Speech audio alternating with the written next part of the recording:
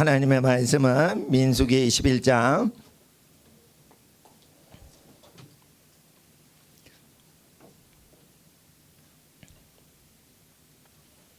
민수기 21장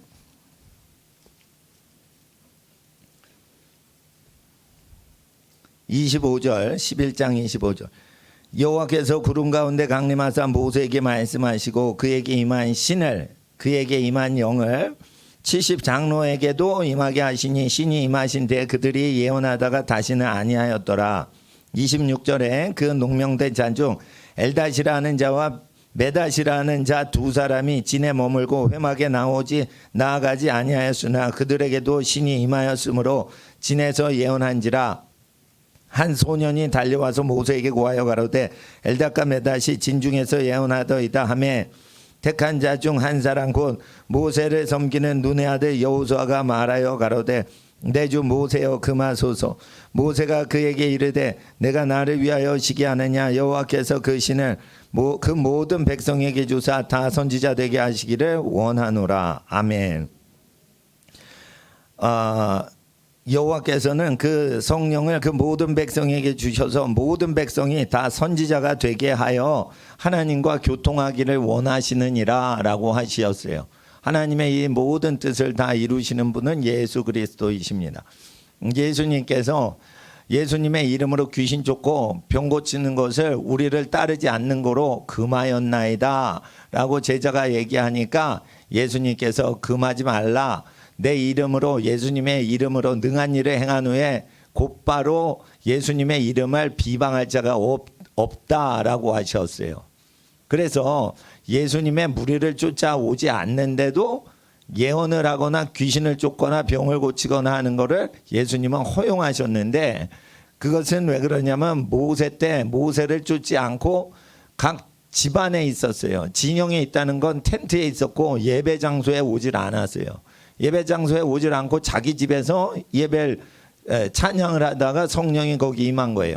70명 중에 엘닷과 메닷이 소집이 됐는데 소집이 아니 되고 거기서 한 것 같아요. 그래서 70명이 하나님께 예언하다가 엘닷 메닷 사건이 있었는데 다 선지자가 되기를 여호와께서는 이스라엘 백성이 예언하기를 원하시기 때문에 네가 나를 위하여 시기하느냐라고 하는 것이에요. 그러니까 하나님의 뜻이 무엇인지를 말씀을 모세는 나누는 것이죠. 그래서 여호수아가 말하는데 여호수아는 이제 모세가 죽은 다음에 여호와의 신이 여호수아에게 머무르죠. 근데 이제 40년 동안 모세를 섬기면서 여호수아는 그 하나님의 음성을 듣고 하나님 앞에 나아가는 법을 생활을 통해 전수를 받는 것이에요. 같이 먹고 살면서 그거를 어노인팅을 받는 것이죠. 그럴 때 고린도전서 14장 31절을 보세요. 예언에 대해서 우리가 조금 알고 그리고 이 시대의 정치에 대해서도 논하셔야 됩니다. 이 정치를 논하시기만 하고 예언을 하지 않으면 안 되는 거예요. 예언에 대해서 분별을 할 때는 또 기도에 대해서 생각을 안 하고 예언해서도 안 되고 기도를 해서 예언을 하지만 예배를 안 드리고 기도나 예언을 하는 것 또는 예언을 할 때 정치적 메시지를 하는 것 예배를 정확히 드리지 않고 찬양을 하지 않고 성령이라 하면서 예언하는 것은 그 기초가 무너진 상태에서 집을 짓는 것과 같습니다. 그래서 예언을 하는 것이 왜 중요하냐? 예언에 대해서 공부하고 예언의 실제에 들어가기 위해서는 그것을 경험해야 되는데 그 다음에 정치적 이슈에 대해서 우리가 예언을 할 수가 있어요. 그러니까 예언을 할 때는 기독교인들의 개인 의견들이 아닌 하나님의 성령으로 대언하는 어떠한 흐름, 방향 이걸 얘기하는 것이죠. 그러니까 비가 내리면은 다 움이 돋고 잘 자라죠. 근데 종자마다 백합화가 피고 코스모스가 피고 뭐 각 종자별로 크죠. 그러니까 성령의 시즌을 정확히 알아서 자기 때에 자기 종자가 클 수 있도록 해야 되는데 제가 생각하기에는 이 박해 때는 지금 이 한국 사회는 교회를 정비하는 때라고 생각을 합니다. 그래서 교회를 정비하고 내적으로는, 외부적으로는 성경 말씀과 성경의 철학과 정치 철학이 있어요. 하나님의 정치 철학이 있어요. 교회 기독교 운영을 위한 주장을 하면 안 되고, 하나님께서 정치를 어떤 식으로 하기를 원하시고 하나님의 정치 철학을 얘기하는 시즌이지 기독교인들의 입장을 얘기하는 때가 아니에요. 그래서 하나님을 위해서만 예언을 해야 돼요. 기독교나 교회 단체를 위해서 얘기하지 않아야 돼요.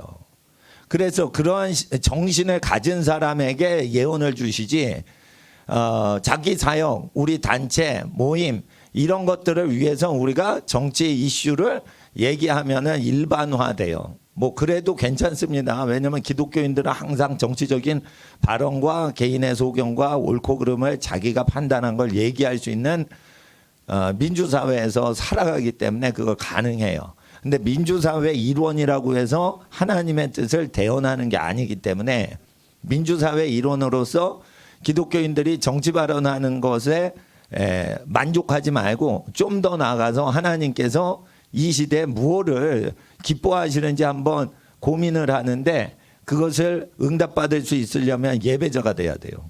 하나님을 높이셔야 돼요. 하나님을 사랑해야 돼요. 어느 것까지? 정치는 권력 투쟁이죠. 자기의 권리를 내려놓기까지 하나님을 사랑하는 자에게 예언이 임해요. 그러니까 정치는 뭐냐? 자기의 권리와 권력을 강화시키는 활동이에요.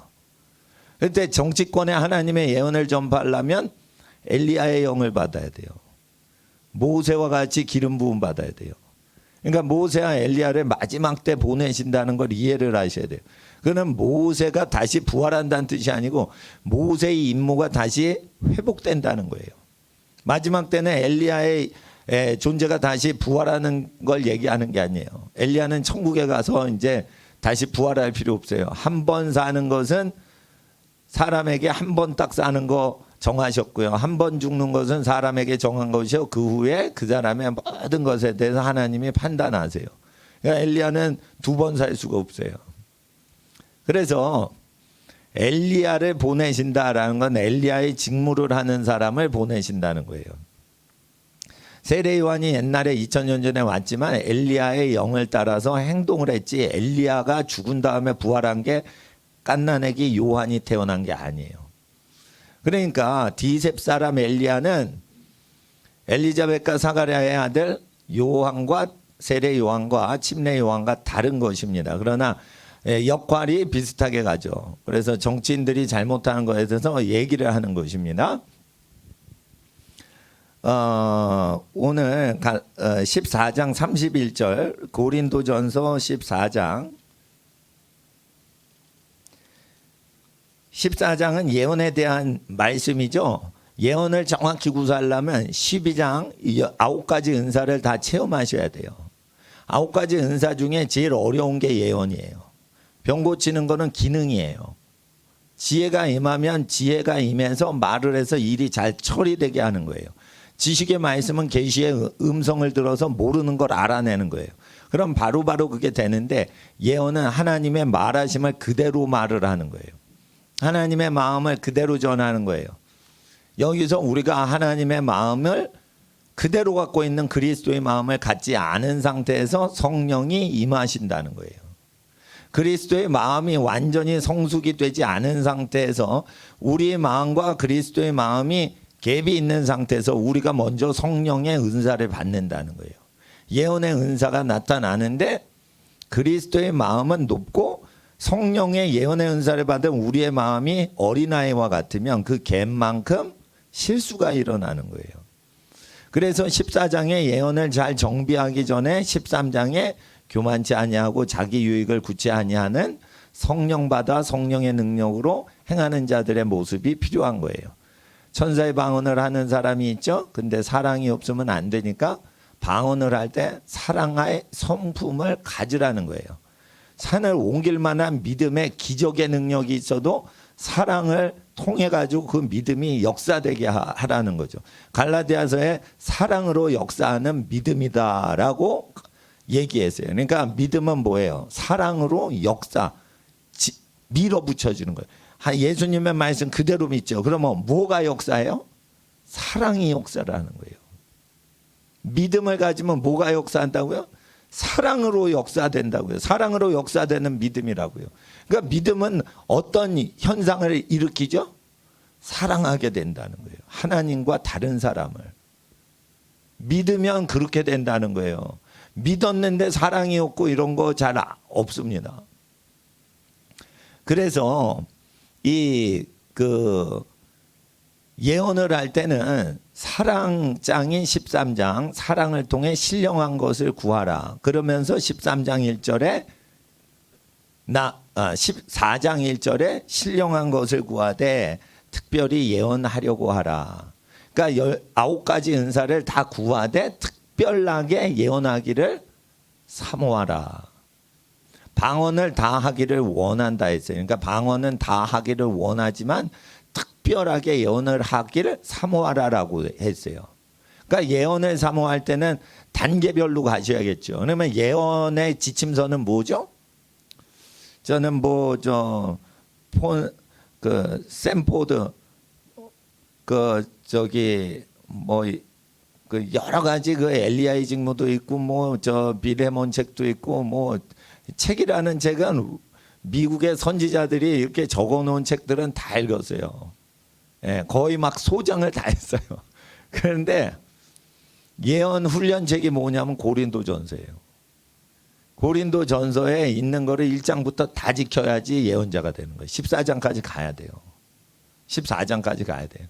그러면 1장에 뭐라고 돼 있어요? 예수의 이름 외에는 사도의 이름을 자랑하면 안 되는 거예요. 누구한테 침례를 받았는지 그게 중요하지 않는 거예요. 침례를 안 받아도 그리스도 예수님의 이름으로 침례를 받으면 되는 거예요. 예, 스데바나의 집과 몇 집안이 침례를 주고 바울은 복음 증거하는 일을 해요. 그러면서 너희가 파당을 이루어서 분파를 이루고 그러니 어찌 육에 속한 자가 아니냐. 교당 교파를 중시 여기어서는 예언자가 못 된다는 거예요. 그래서 1장부터 계속 올라오면서 어떻게 해요? 14장까지 그 산을 넘어가야 되는 거예요.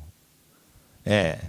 그래서 예언의 은사가 한번 온 뒤부터 예언자가 됐기까지는 한 20년 걸려요.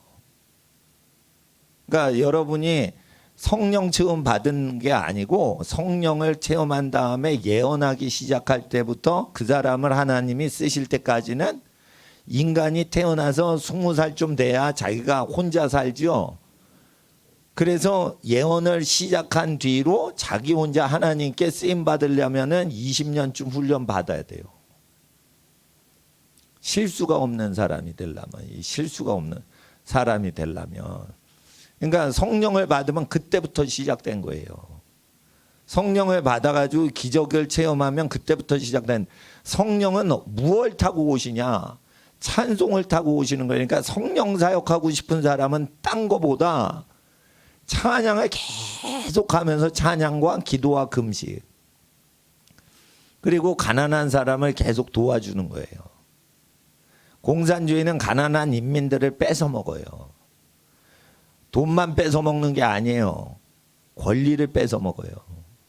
그런데 성령 받을 사람들은 예수님 닮아서 권리를 내어줘요. 내 신을 벗으라. 로렌 커닝햄 목사님 선교사님이시잖아요. 예수전도단 설립자. 내 신을 벗으라. 그건 뭐냐면 자기 권리를 내려놓으라는 거예요. 그래야 하나님 음성 듣게 된다는 거예요. 예. 자기 권리 내려놔야 돼요. 자기 권리를 더 확장시키려고 사회주의 운동하면서 사회를 발전시키고 우리 함께 되자 이러면서 남의 권리를 뺏어가는 거예요. 정치인들이.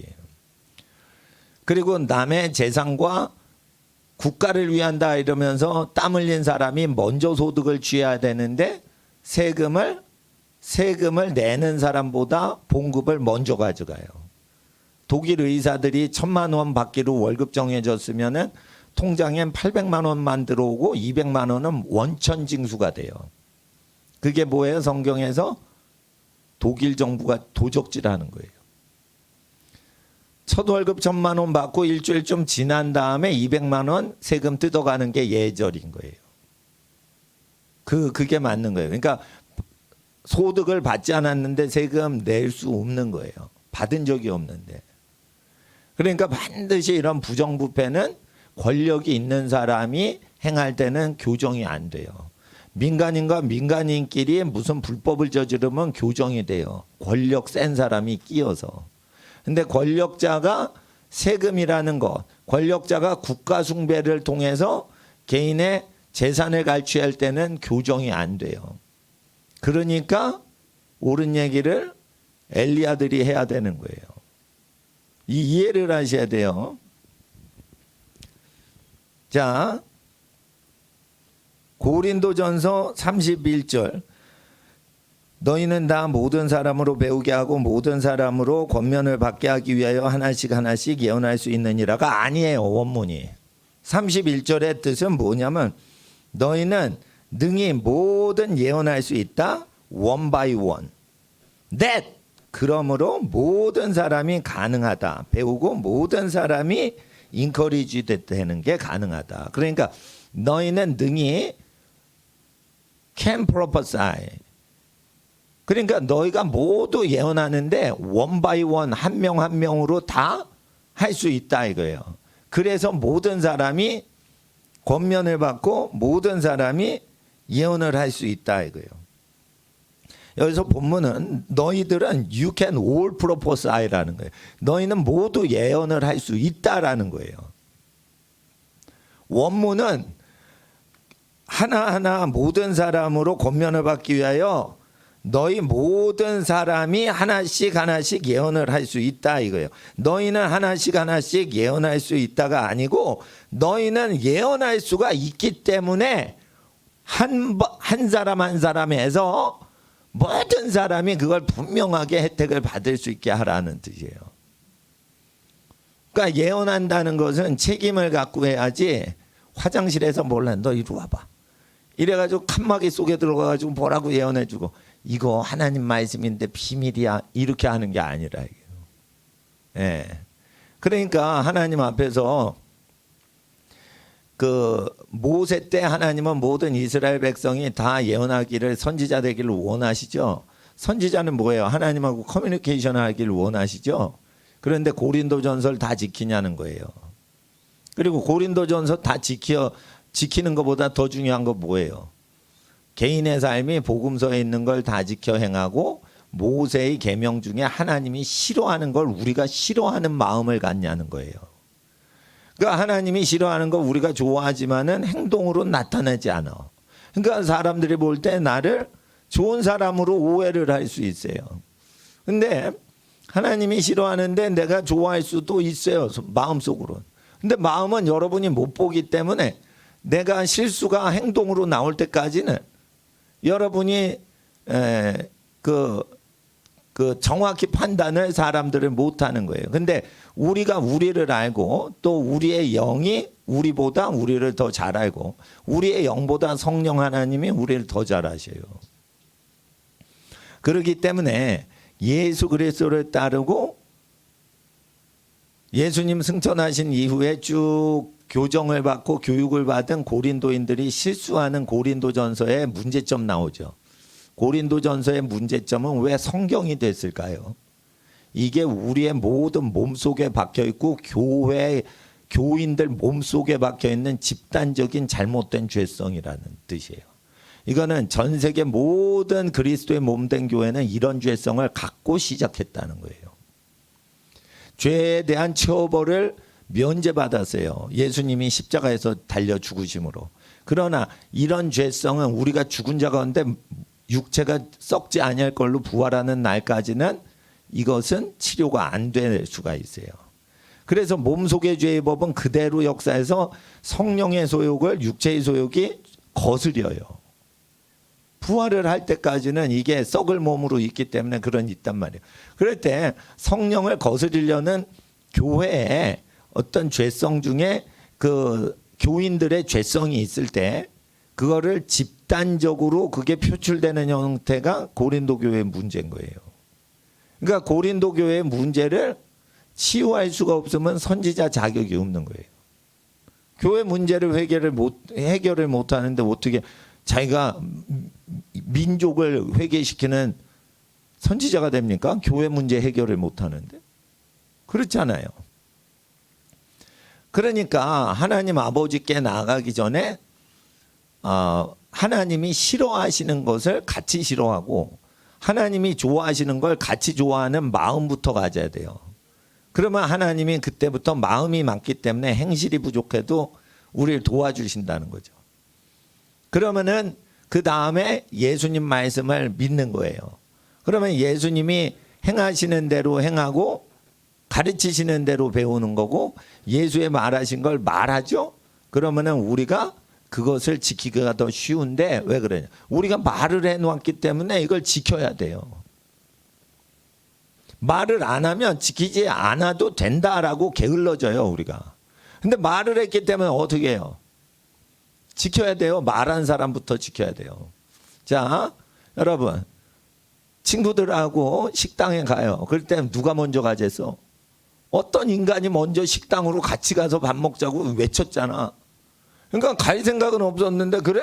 가자 이러고 따라가는 친구는 계산대에서 돈을 제일 늦게 낼 만하다 이거예요. 누가 먼저 그 식당에 친구들을 다 집단으로 몰고 들어갔냐 이게.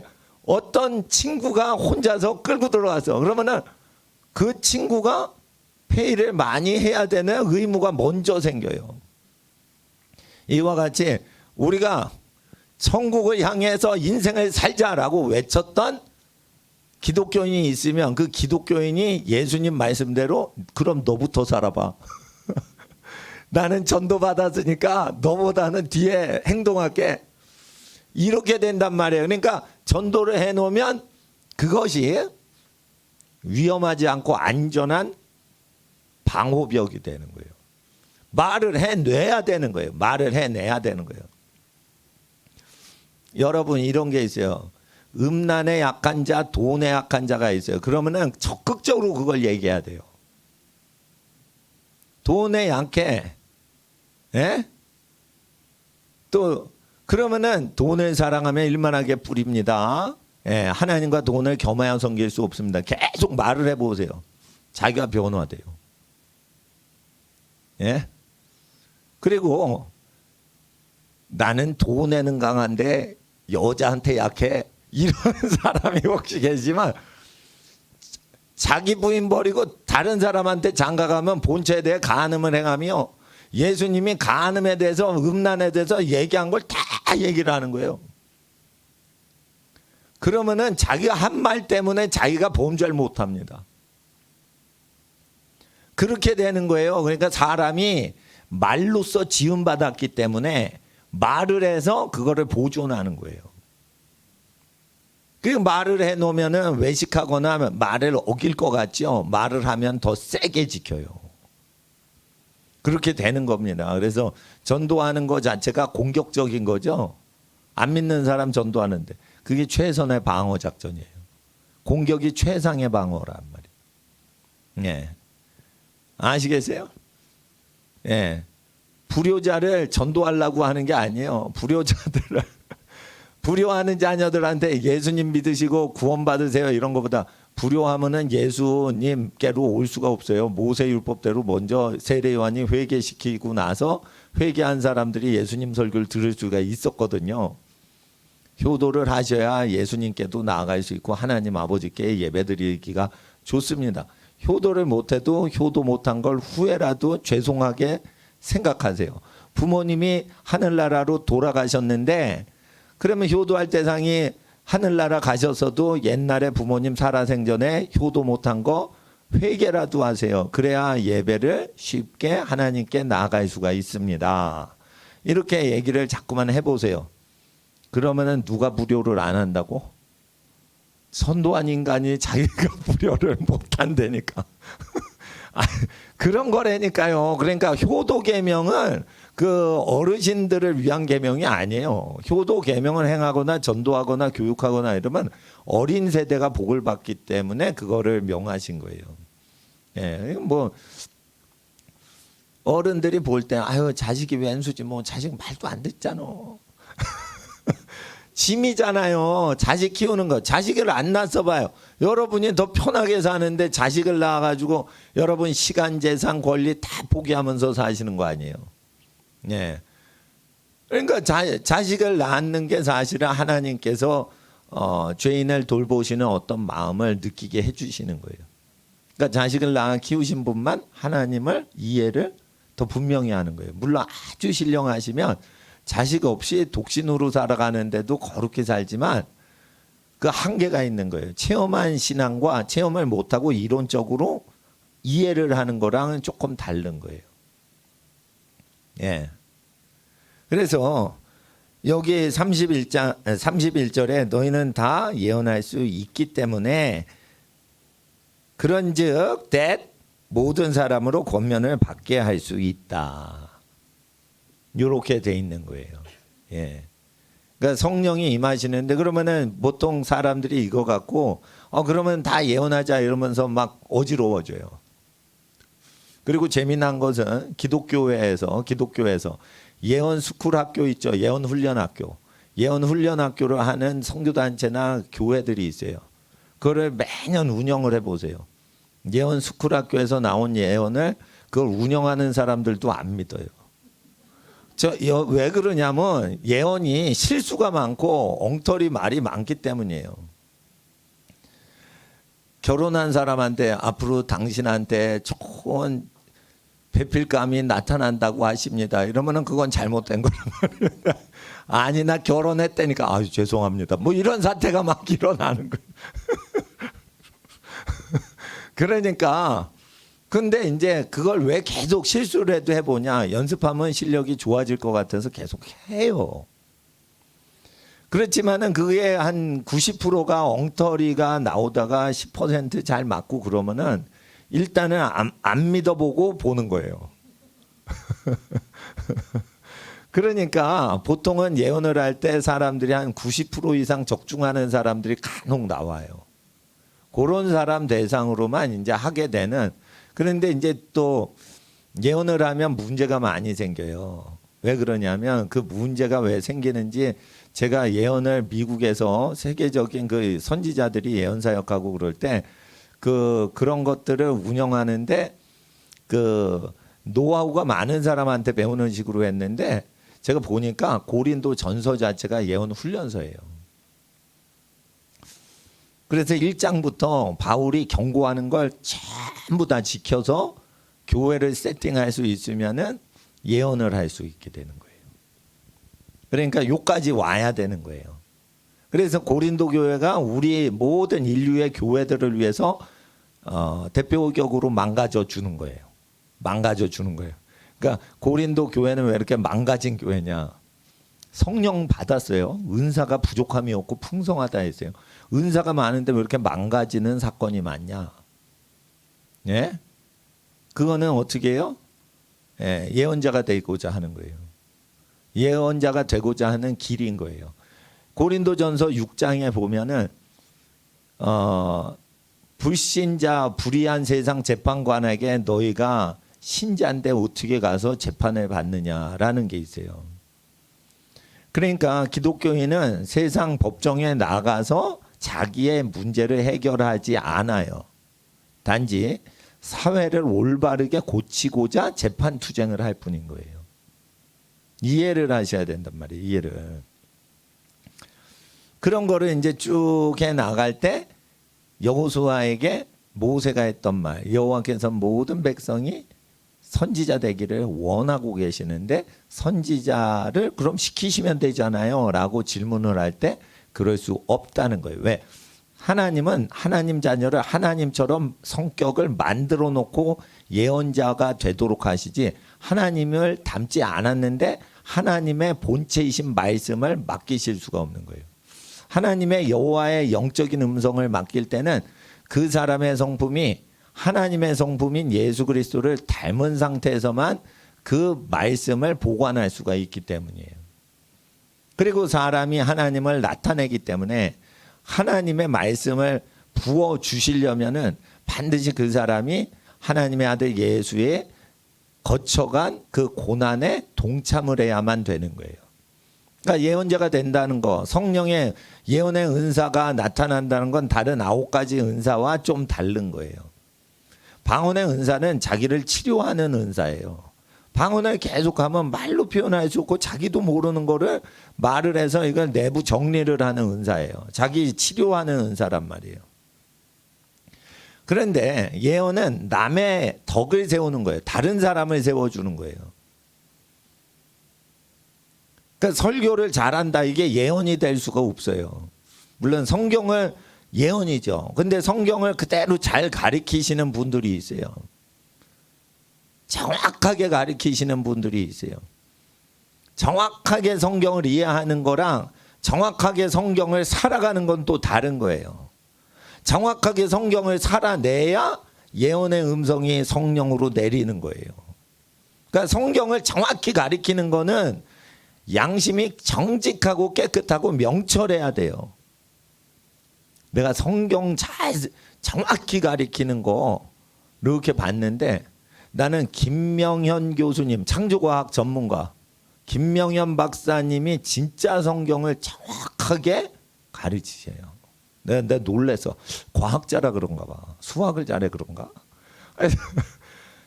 그대로 가리키면서 그걸 그대로 믿게 가리켜요. 그러니까 보통 목사님들이 성경을 이렇게 감동적으로 이렇게 좀 볶거나 불리거나 뭐 이렇게 가지고 감동스럽게 뭘 하려는 주관적인 경향이 좀 있는데, 과학자라서 그러신지 몰라도 이걸 그대로 믿게 가르쳐요. 예. 뭐 보통 생각을 그렇게까지 안 하는데 그렇게까지 자료를 연구하고 그러면서 이제 그거 합니다.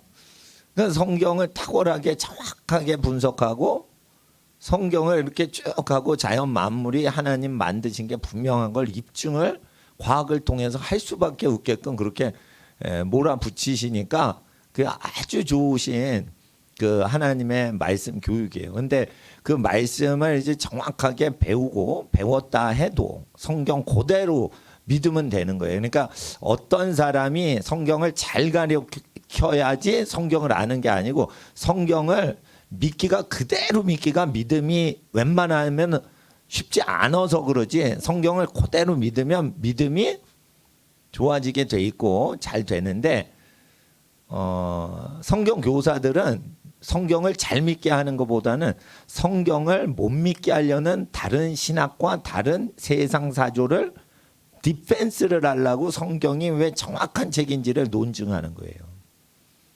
그러니까 성경이 정확한 책인지를 논증해도 이 음식이 정말 좋은 음식이고 해가 하나도 없는 음식이에요 라고 입증을 해도 이거를 먹고자 하는 식사 식욕이 안 땡기면 어떡할 거예요?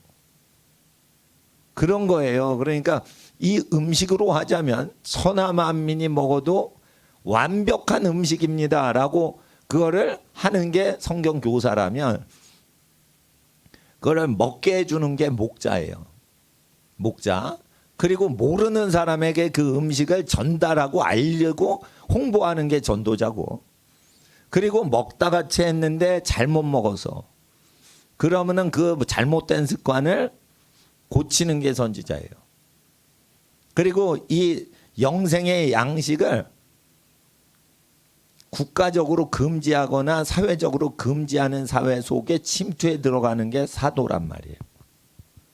그러니까 사도는 가장 적그리스도적인 환경에서 생존을 해야 돼요. 사도하고 선지자는. 그러니까 이제 5가지 직분이 다 필요하단 말이에요. 근데 이제 선지자랑 교사가 같이 일을 하기도 해요. 선지자랑 교사가 같이 일을 하기도 해요. 전도자랑 목자가 같이 협력을 하면 좋아요. 선지자가 영성이 많은데 교사가 성경을 그대로 전문적으로 가르치죠. 둘이 연합을 하면 큰 부흥이 일어나고요. 그리고 신자를 사랑하는 목자와 불신자를 사랑하는 전도자가 협력을 하면 아주 좋아요. 그렇게 됩니다. 그런데 신자들을 야단치고 틀렸다고 하는 선지자 직분하고 신자들을 사랑하는 목자 직분이 잘 안 어울려요. 약간 그렇습니다. 그러니까 죄를 지어도 그래도 하나님은 당신을 사랑하십니다. 우리가 같이 기도해 드리겠습니다. 이랬는데 선지자가 내려와서 야, 그게 그따구로 살면 되겠냐 이러면서 막 그러는 거예요. 그러면은 이게 안 맞아요. 예? 그리고 헌금이 신자들의 하나님께 바치는 예물에서 많이 나오기 때문에 목양을 잘하시는 분이 헌금이 많이 생기지. 너희 틀렸어 이렇게 얘기하는 선지자한테는 헌금이 없어요. 아시겠어요? 그러니까 서비스 정신이 상당히 떨어지는 게 선교사기 때문에 인기가 사실은 없습니다. 근데 선지자 직분을 가진 사람들은 교회가 잘못된 걸 쭉 해가지고 여기까지 와야 돼요. 예. 그리고 이제 교회가 잘못된 걸 바로잡는 책이 고린도전서고요. 교회에 잘못된 지도자가 왔을 때 선한 지도자와 잘못된 지도자 간의 그 분별력을 주는 책이 고린도후서예요. 그러니까 이거 고린도후서는 거짓 목자나 거짓 사도, 거짓 선지자들을 교인들이 분별을 못해서 넘어가는 수가 있어요. 일이 잘못되거나 교인들이 범죄해서 그 사람이 멸망하는 걸 바로잡으려는 게 고린도전서라면 사탄이 보낸 사람을 분별하는 것이 고린도후서고 참 하나님의 일꾼을 분별하는 게 고린도후서인 거예요. 그러니까 참된 하나님의 일꾼을 분별하려면 14년 전에 내가 어떤 사람을 아는데 그 사람이 셋째 하늘에 올라갔는데 그 몸에 그 영혼이 있었는지 없었는지 나는 모르겠노라 이러면서 자기가 신비 체험했는데 그거를 어리석으나마 내 자랑하는 걸 용서하라 이렇게 하면서 광명의 천사로 가장해가지고 사람을 미혹하는 어떤 사람으로부터 자기 양떼 들고 하나님의 백성을 보호하려는 어떤 영적인 그 멘트들이 있죠. 이런 것들이 전부 교회를 보호하고 양떼를 보호하기 위한 것인데 성경을 그때그때 우리가 쭉 알아야 되는 것도 있지만 마태복음이 기초책이고 요한복음이 예수님의 설교 중에 완성적인 설교라고 보셔야 돼요. 마지막 2주에 걸쳐서 일어난 사건과 2주 동안 마지막 2주 동안 설교하신 내용이 집중이 돼 있어요. 요한복음은. 그러니까 요한복음은 예수님이 갈릴리 사역을 주로 초기에 많이 하실 때의 설교보단 죽임 당하시기 2주 전에 예루살렘 사역이 많이 기록이 돼 있고 예루살렘 설교가 기록이 많이 돼 있는 거예요. 그러니까 요한복음을 뒤에 읽어야지 마태복음을 먼저 읽으셔야 돼요. 저는 그렇게 믿어요. 예. 마태복음이 사복음서 중에 제일 그 구약 성경을 인용을 많이 해요. 그렇죠. 그러니까 메시아인지 아닌지 구약에 근거해서 완전히 입증을 하는 책이 마태복음이에요. 그리고 마태복음에 이사야가 일렀을 때 시편에 일렀을 때 이러면서 계속 인용을 하니까 구약 성경에 하나님이 약속을 하신 메시아에 대해서 지식이 알고 있는 사람들만 믿기가 확실히 좋죠. 그래서 마태복음은 유태인들 대상으로 주로 기록이 돼 있어요. 왜 그래요? 구약을 모르면은 마태복음 이해를 못 하거든. 그렇게 돼 있습니다. 그리고 마가복음은 이렇게 복음 전도하시는 그 상황이 많이 나와 있고요. 누가복음은 이 버려진 사람, 서민들, 거지들, 막 흑빈자들, 과부들만 계속 등장을 해요. 권력자가 많이 등장 안 하고 누가복음은 이방인들이 또 많이 등장을 해요. 그래서 이 누가복음을 통해서 더 예수님의 사건을 전체적으로 조망하고 자세히 사건을 볼 수가 있는데 유일하게 기록된 사건들이 그 누가복음에 제일 많아요. 부자와 나사로 사건 뭐 이런 거 그런 거는 이제 그 누가복음에만 있는 게 많아서 그 누가복음을 못 믿겠다 하는 사람은 큐복음서다 어쩌다 이러면서 그 누가복음이 뭐를 베꼈냐 안 베꼈냐 이러고 싸워요. 그렇게 하면서 하나님의 아들 예수께서 말하신 복음을 믿지 못하게 하려고 하는 그 신학들이 나오는 것이에요. 그럴 때 기독교에 여러 가지 태클 거는 게 많이 있는데 그걸 다 벗어버리려면 그냥 믿는 거예요. 근데 믿는 것도 잘 배우셔야지 믿는 거지, 잘못 믿으면은 주관적으로 믿는단 말이에요. 그러니까 예언을 하고 싶으시면 고린도전서 1장부터 13장까지를 다 이루시란 말이에요. 그리고 14장의 예언에 대해서 접근을 하시는 거예요. 그러니까 성령 사역을 자기 유익을 위해서 행하지 않는다고 돼 있죠. 고린도전서 13장에. 12장 성령 은사 나오고 13장에 사랑으로 어떻게 사역을 하는지 얘기하면 성령 사역을 얘기하는 거예요. 성령 사역을 사랑으로 할 땐 자기 유익을 굳이 아니하고 교만하지 않고 자랑하지 않으면서 성령 사역해야 돼요.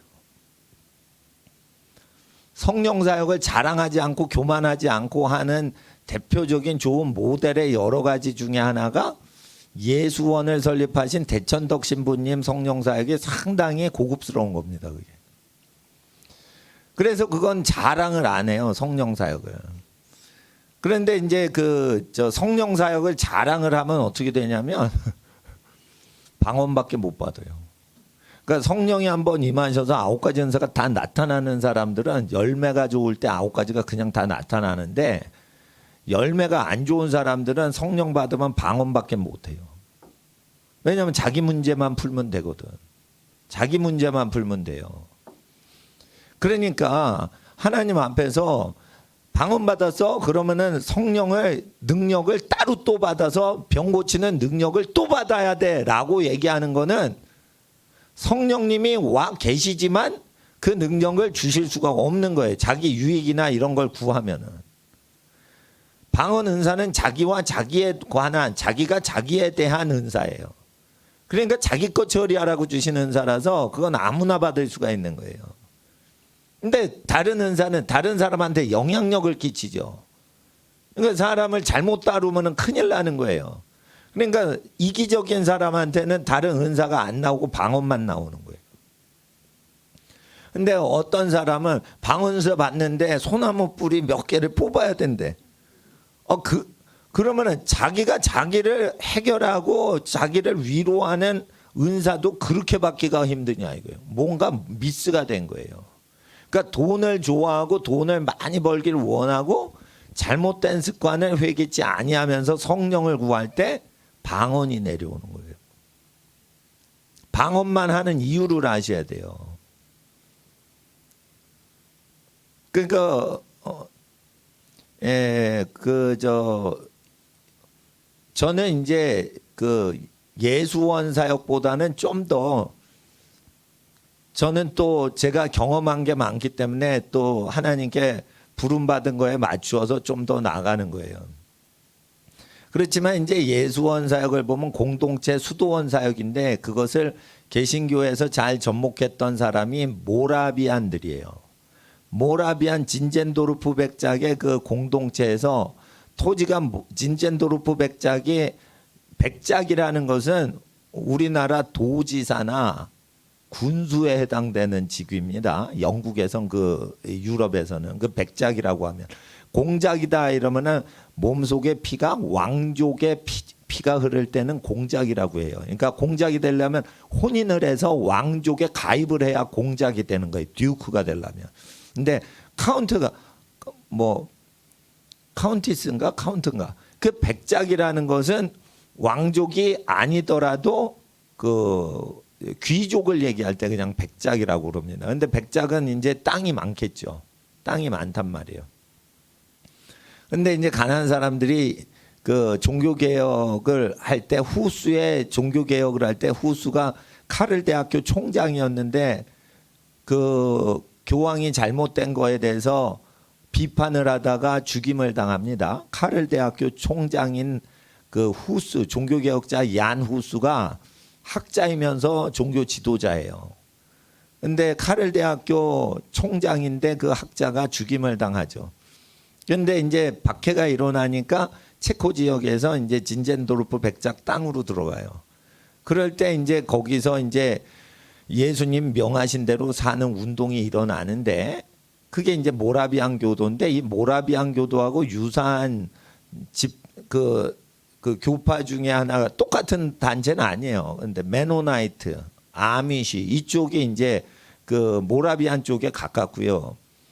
요한 웨슬리가 종교개혁할 때 감리교 창설자 요한 웨슬리가 영성을 어디서 수입했냐면 모라비안 교도한테서 수입을 한 거예요. 그럼 모라비안 교도는 그 조직적으로 합니까? 저기 공동체적으로 합니까? 관계적으로만 해요. 조직이나 정치 이런 걸 개발을 안 해요. 근데 감리교는 정치가 발달이 돼 있어요. 그러니까 그릇 자체가 그 조직이 강화단 말이에요. 조직이. 그러니까 수도원 영성하고 조금 다를 수가 있죠. 그래 감리교는 그래서 그 많이 뻗어나가지를 못하고 세속화가 될 수가 있는 여지가 많이 있어요. 조직을 너무 강화시키면. 예, 조직에는 계급이 생기거든요. 계급이 많이 생기면 예수님 사랑 실천을 할 수가 없어요. 계급을 만들지 말고 민수기대로 계급 만들면 돼. 각 가계와 혈족을 따라 늙은이를 세워라. 그리고 두령을 세울 때는 전쟁에 나갈 만한 사람을 두령으로 세워라. 이 민수기의 지도력을 세울 때는 뭐냐? 목숨 바치는데 두려움이 없는 사람, 희생정신이 많은 남자만 지도자를 해라. 자기 친족을 위해서 먼저 죽을 생각이 없냐? 그러면 지도자 하지 말라는 거예요. 되게 자동적으로 편하죠. 하나님, 내가 우리 민족의 지도자가 될래요. 그러면 하나님이 뭐라고 얘기하시는 거예요? 민수기에. 그럼 너부터 죽어. 이렇게 요구하시는 거예요. 전쟁에 네가 앞에 돌격대장해. 그럼 네가 지도자가 될 수 있어. 르벤 지파, 시므온 지파, 갓 지파, 아셀 지파 다 전쟁에 먼저 나갈 사람만 머리를 세서 두령으로 삼어. 쉬운 거야. 거기에 예수 그리스도의 희생 정신이 있지 않으면 자기 민족의 지도자가 못 되는 거예요. 그러니까 굳이 자기가 지도자가 되고 싶으면 너 그럼 손해 많이 봐. 그리고 다른 사람 손해 당하지 않게 해. 그러면 네가 십자가를 지셨으니까 민수기에 네 친족을 향한 교회 공동체보다는 친족의 공동체잖니. 가족을 돌보지 않으면 불신자보다 악한 거 아니냐? 바울의 얘기처럼 가족이라는 건 확대 가족을 얘기하는 거예요. 그 당시에 핵가족은 존재 안 해요. 친척을 돌보지 않는 사람은 불신자보다 나쁜 놈이라는 거예요. 이해를 하셔야 돼. 그러니까 아빠가 아기를 10명 낳는데 막내 10번째 아기가 낳기 전에 전쟁에서 죽었어. 마을을 지키다가. 그럼 그 부인이 졸지에 과부가 된 거잖아요. 아기 10명 누가 키워? 그 친척이 다 재산을 들여서 생활에 어려움이 없게 하라는 거예요. 여러분 그렇게 사셔야 돼요. 그러니까 그 남자는 목숨 바쳐 살고 여자는 아기를 낳는데 남편이 다 그걸 하되 그걸 일찍 죽으면 어떻게 돼요? 친척이 그걸 다 대는 거예요. 그렇게 하는 겁니다. 그러니까 그런 식으로 돼 있어요. 하나님 말씀에. 그거를 구약이라고 버릴 게 아니고 신약 성경을 잘 믿으면 구약까지 지킬 정도로 믿음이 세져서 친척 자체가 군대처럼 된다는 거예요. 그거를 하라는 거예요. 근데 제가 여러분 친척 중에 가난한 미자립교회 목회자가 있거나 가난한 국가 선교사로 가신 동생분이나 조카분이 있거나 자녀분이 계시면 그 여러분 집안이 그 교회 역할을 하시라는 거예요. 예. 자 보세요.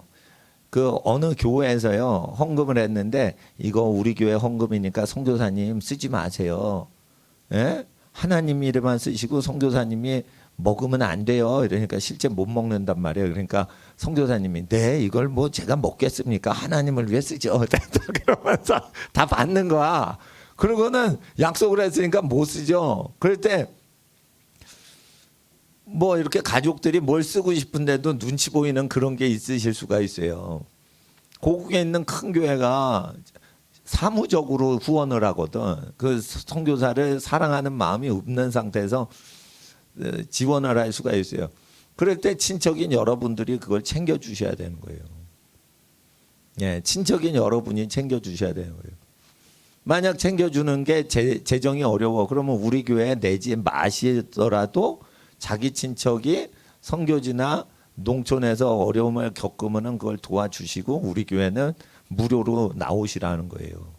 왜 그러냐면 그 친척은 위급한 때를 위해서 태어난 거예요. 친척은. 그러니까 그렇게 해서 그 지금 박해가 일어나고 기독교를 괴롭히려고 하는 분위기가 꽉 차 있을 때는 어떻게 해요? 기독교가 기독교끼리 이렇게 도와주고 그래야 되는 거예요. 예. 그렇게 해서 예언의 활성화를 시키는 거예요. 예언, 하나님의 영이 말하시는 게 활발히 역사되도록 우리가 세팅을 하면 돼요. 저 부모님이 화가 나시면 얘기를 안 하시죠? 근데 친해지면은 막 얘기하는데 아우 어디 가야 되는지 친구 만나러 가야 되는데 여기 앉아봐라 내 얘기 좀 들어봐라 이러면서 계속 얘기를 하시죠? 그거는 여러분하고 친하니까 엄마 아빠가 그렇게 얘기를 하시는 거예요. 여러분 붙들어 놓고 성령님이 그러신다 이거예요. 여러분이 하나님이 기뻐하시는 것만 하면 성령님께서 얘기도 하시고 저 얘기도 하시고 다 얘기하신다 이거예요. 그래서 우리가 얘기할 때 기독교 입장으로 얘기하지 마시고 하나님이 무엇을 원하시는지를 기독교 입장이 아니라 하나님 입장에서 생각을 하셔야 된다는 거예요. 하나님 입장에서. 그러려면 교회가 잘못된 걸 이렇게 저렇게 교훈과 책망과 바르게가 의로 교육하는 교회를 온전케 하는 고린도 전설을 다 지켜서 행해야 14장의 예언을 분별할 수 있는 장까지 가는 건데 하나님 앞에서 그 예언을 잘 운영을 하면 14장이 끝나요. 그리고 15장의 부활, 죽은 다음에 어떻게 우리가 부활할지는 사실은 예언 온전히 하나님의 말씀을 잘 다룰 수 있는 다음에 내가 죽은 다음에 어떠한 영광으로 부활할 건지를 15장에 본격적으로 할 수 있게 돼요. 그러니까 이 세상의 모든 것을 버리고 저 세상에서 영광을 바라볼 수 있는 것은 이 땅에서 있는 땅에 있는 모든 죄와 교회의 문제를 다 극복한 다음에 비로소 15장으로 넘어갈 수 있는 거지. 그냥 우리가 1장부터 14장까지의 지적을 전혀 신경을 안 쓰고 부활신앙, 우리가 죽은 다음에 마지막 날에 부활할 거야. 이렇게 바로 믿을 수가 없다는 거예요. 그러니까 이거 순서도거든요. 이게 순서도예요. 수학에서 순서도가 있어요. 저는 그 순서도가 뭔 소린가 몰랐어요. 그러다가 나중에 컴퓨터 프로그래머가 되도록 공부를 할 때 그 순서도를 잘하는 사람만 컴퓨터 프로그래밍을 잘하는 컴퓨터 프로그래머가 된다는 걸 알았어. 그래서 순서도가 무지무지 그 조직 이렇게 돌고 이렇게 다시 돌고 계속 도는 그 원리 있죠. 그거를 이제 그 설계도예요. 순서도를 잘하는 사람이 기계 설비나 컴퓨터 프로그래밍을 잘 설계를 할 수가 있어요.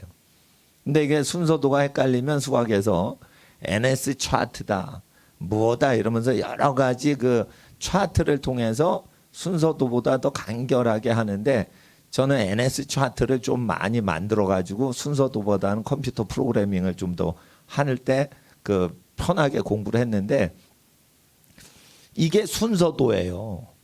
그러니까 하나님 나라의 이게 순서도예요. 1장부터 해가지고. 예. 그래서 이 15장을 보세요. 35절. 15장 33절. 속지 말라. 오늘 모세가 여호수아한테 네가 나를 위하여 시기하느냐? 여호와는 모든 백성이 선지자 되기를 원하느니라. 그러면 원하시는데 하나님은 원하기만 하고 해결책은 없고 우리는 죄인이고 어떻게 할 수가 없는 방치된 상태로 그냥 거기서 끝난단 말이에요. 민수기에. 그럴 때 해결책은 언제나 예수 그리스도 안에서 있는 거예요.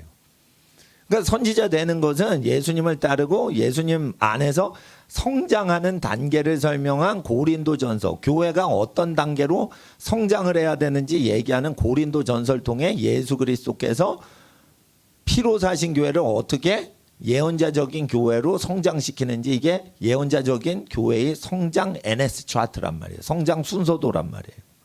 예. 그러니까 33절 속지 말라. 악한 동무들이 선한 행실 더럽히나니 깨어 34절 의를 행하고 죄를 짓지 말라. 하나님을 알지 못하는 자가 있기로. 교회 안에 있다는 거예요. 그러니까 하나님을 안다는 건 교통하는 거예요. 알다, 체험하다.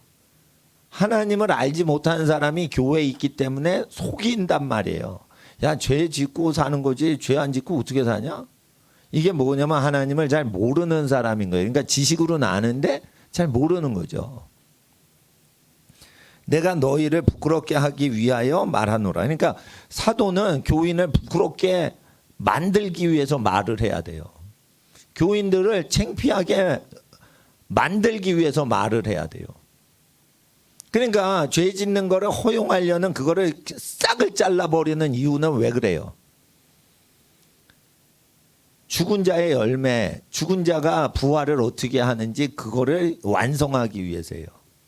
자, 35절을 읽어주세요. 시작. 누가 묻기를 죽은 자들이 어떻게 다시 살며 어떠한 몸으로 오느냐 하리니 어리석은 자여 너의 뿌리는 씨가 죽지 않으면 살지 못하겠고. 37절에 읽어주세요. 시작. 또 너의 뿌리는 것은 장래 형체를 뿌리는 것이 아니오 다만 밀이나 다른 것에 알갱이 뿐이로되. 이거예요. 그러니까 여러분 죽을 때 우리가 희생하는 것은 알갱이를 뿌리는 거예요. 알갱이를 뿌렸는데 겨자씨 알갱이 보니까 그 먼지 같더라고요. 겨자씨가 진짜 무슨 후추같이 생겼어요. 겨자씨를 보니까 그게 씨같이 안 보이고 복숭아씨는 이따만하게 크잖아요. 이렇게 확 크잖아요. 예. 사과씨는 그만큼 크지는 않아요. 복숭아씨는 이렇게 크잖아요. 딱딱해가지고. 근데 겨자씨는요, 이게 뭐냐면 내가 겨자씨 봤니? 못 봤지. 너무 작아서 안 보이는데 누가 겨자씨를 모아서 코팅을 해줬어. 그러니까 내가 책갈피로 코팅한 그거를 보고 겨자씨가 이렇구나. 부엌에 가시면 후추 있죠. 요리에다 이렇게 후추 쳐 드시잖아. 예. 후추 쳐먹다 이러면 안 돼 또 말이. 후추 쳐 드시잖아. 쳐서 드셔야 될 거 아니요. 뭐 설렁탕에도 넣고 뭐 그러대. 후추를 돈가스 위에다 소스 위에다 또 뿌리대. 후추만 해요. 후추 그 분말 정도만 해요. 근데 그 분말 가루가 분말 가루 한 알이 나무가 된다는 거예요. 오, 이게 분말 가루라니까 가루. 이게 씨인지 뭔지는 알 수가 없어요. 씨인지 뭔지인지 섞여 있으면 그게 후추인지 겨자씨 가루인지 어떻게 알아? 모르죠. 후추랑 섞어 보세요. 난 몰라. 겨자씨 거기서 그 씨를 털어가지고 오니까 그게 겨자씨인 줄 알죠. 후추랑 섞으면 후춧가루랑 뭐 구별 못해요, 전. 근데 이게 거목이 된단 말이에요. 근데 후춧가루는 후춧가루가 되는 거고 겨자씨는 이게 나무가 되는 거예요. 한 그루에 나무가 되는 거예요.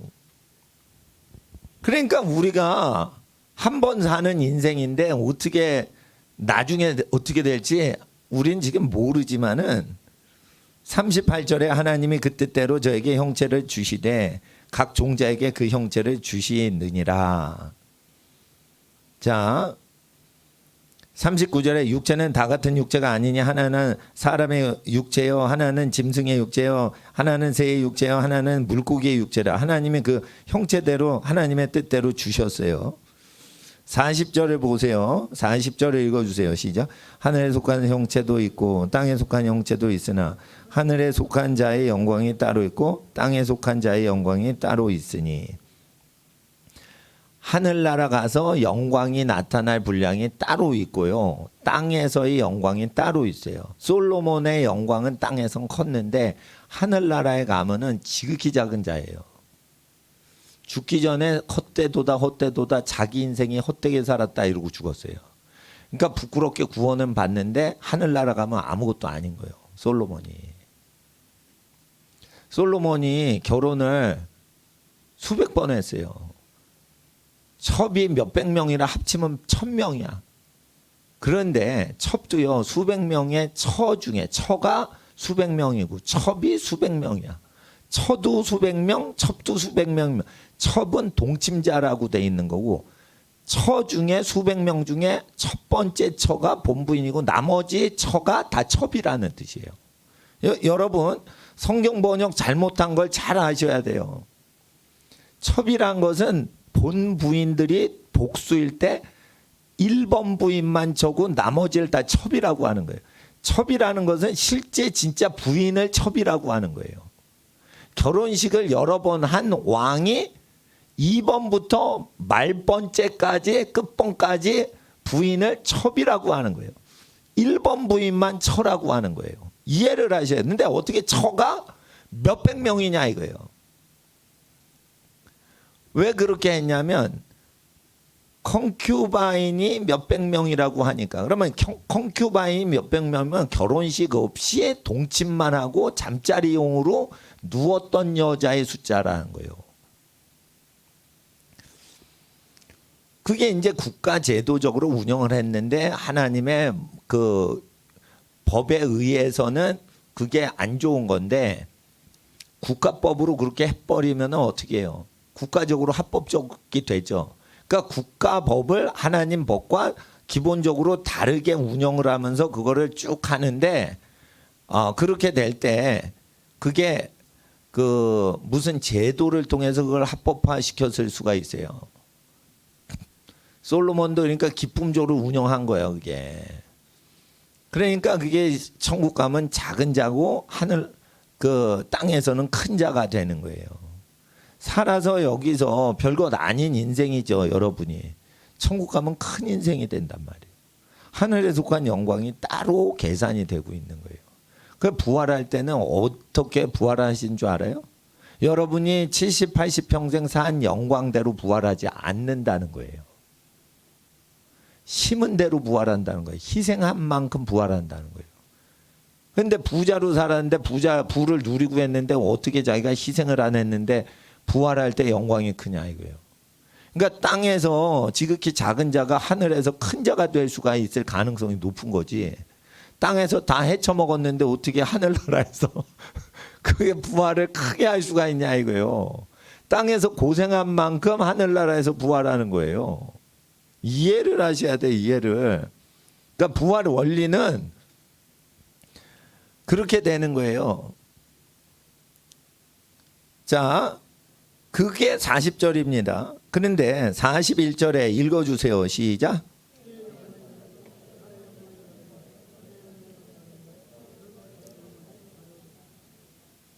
예언사역을 잘 한 다음에 15장 다음 장에 내세론을 잘 깨닫게 되는 거예요.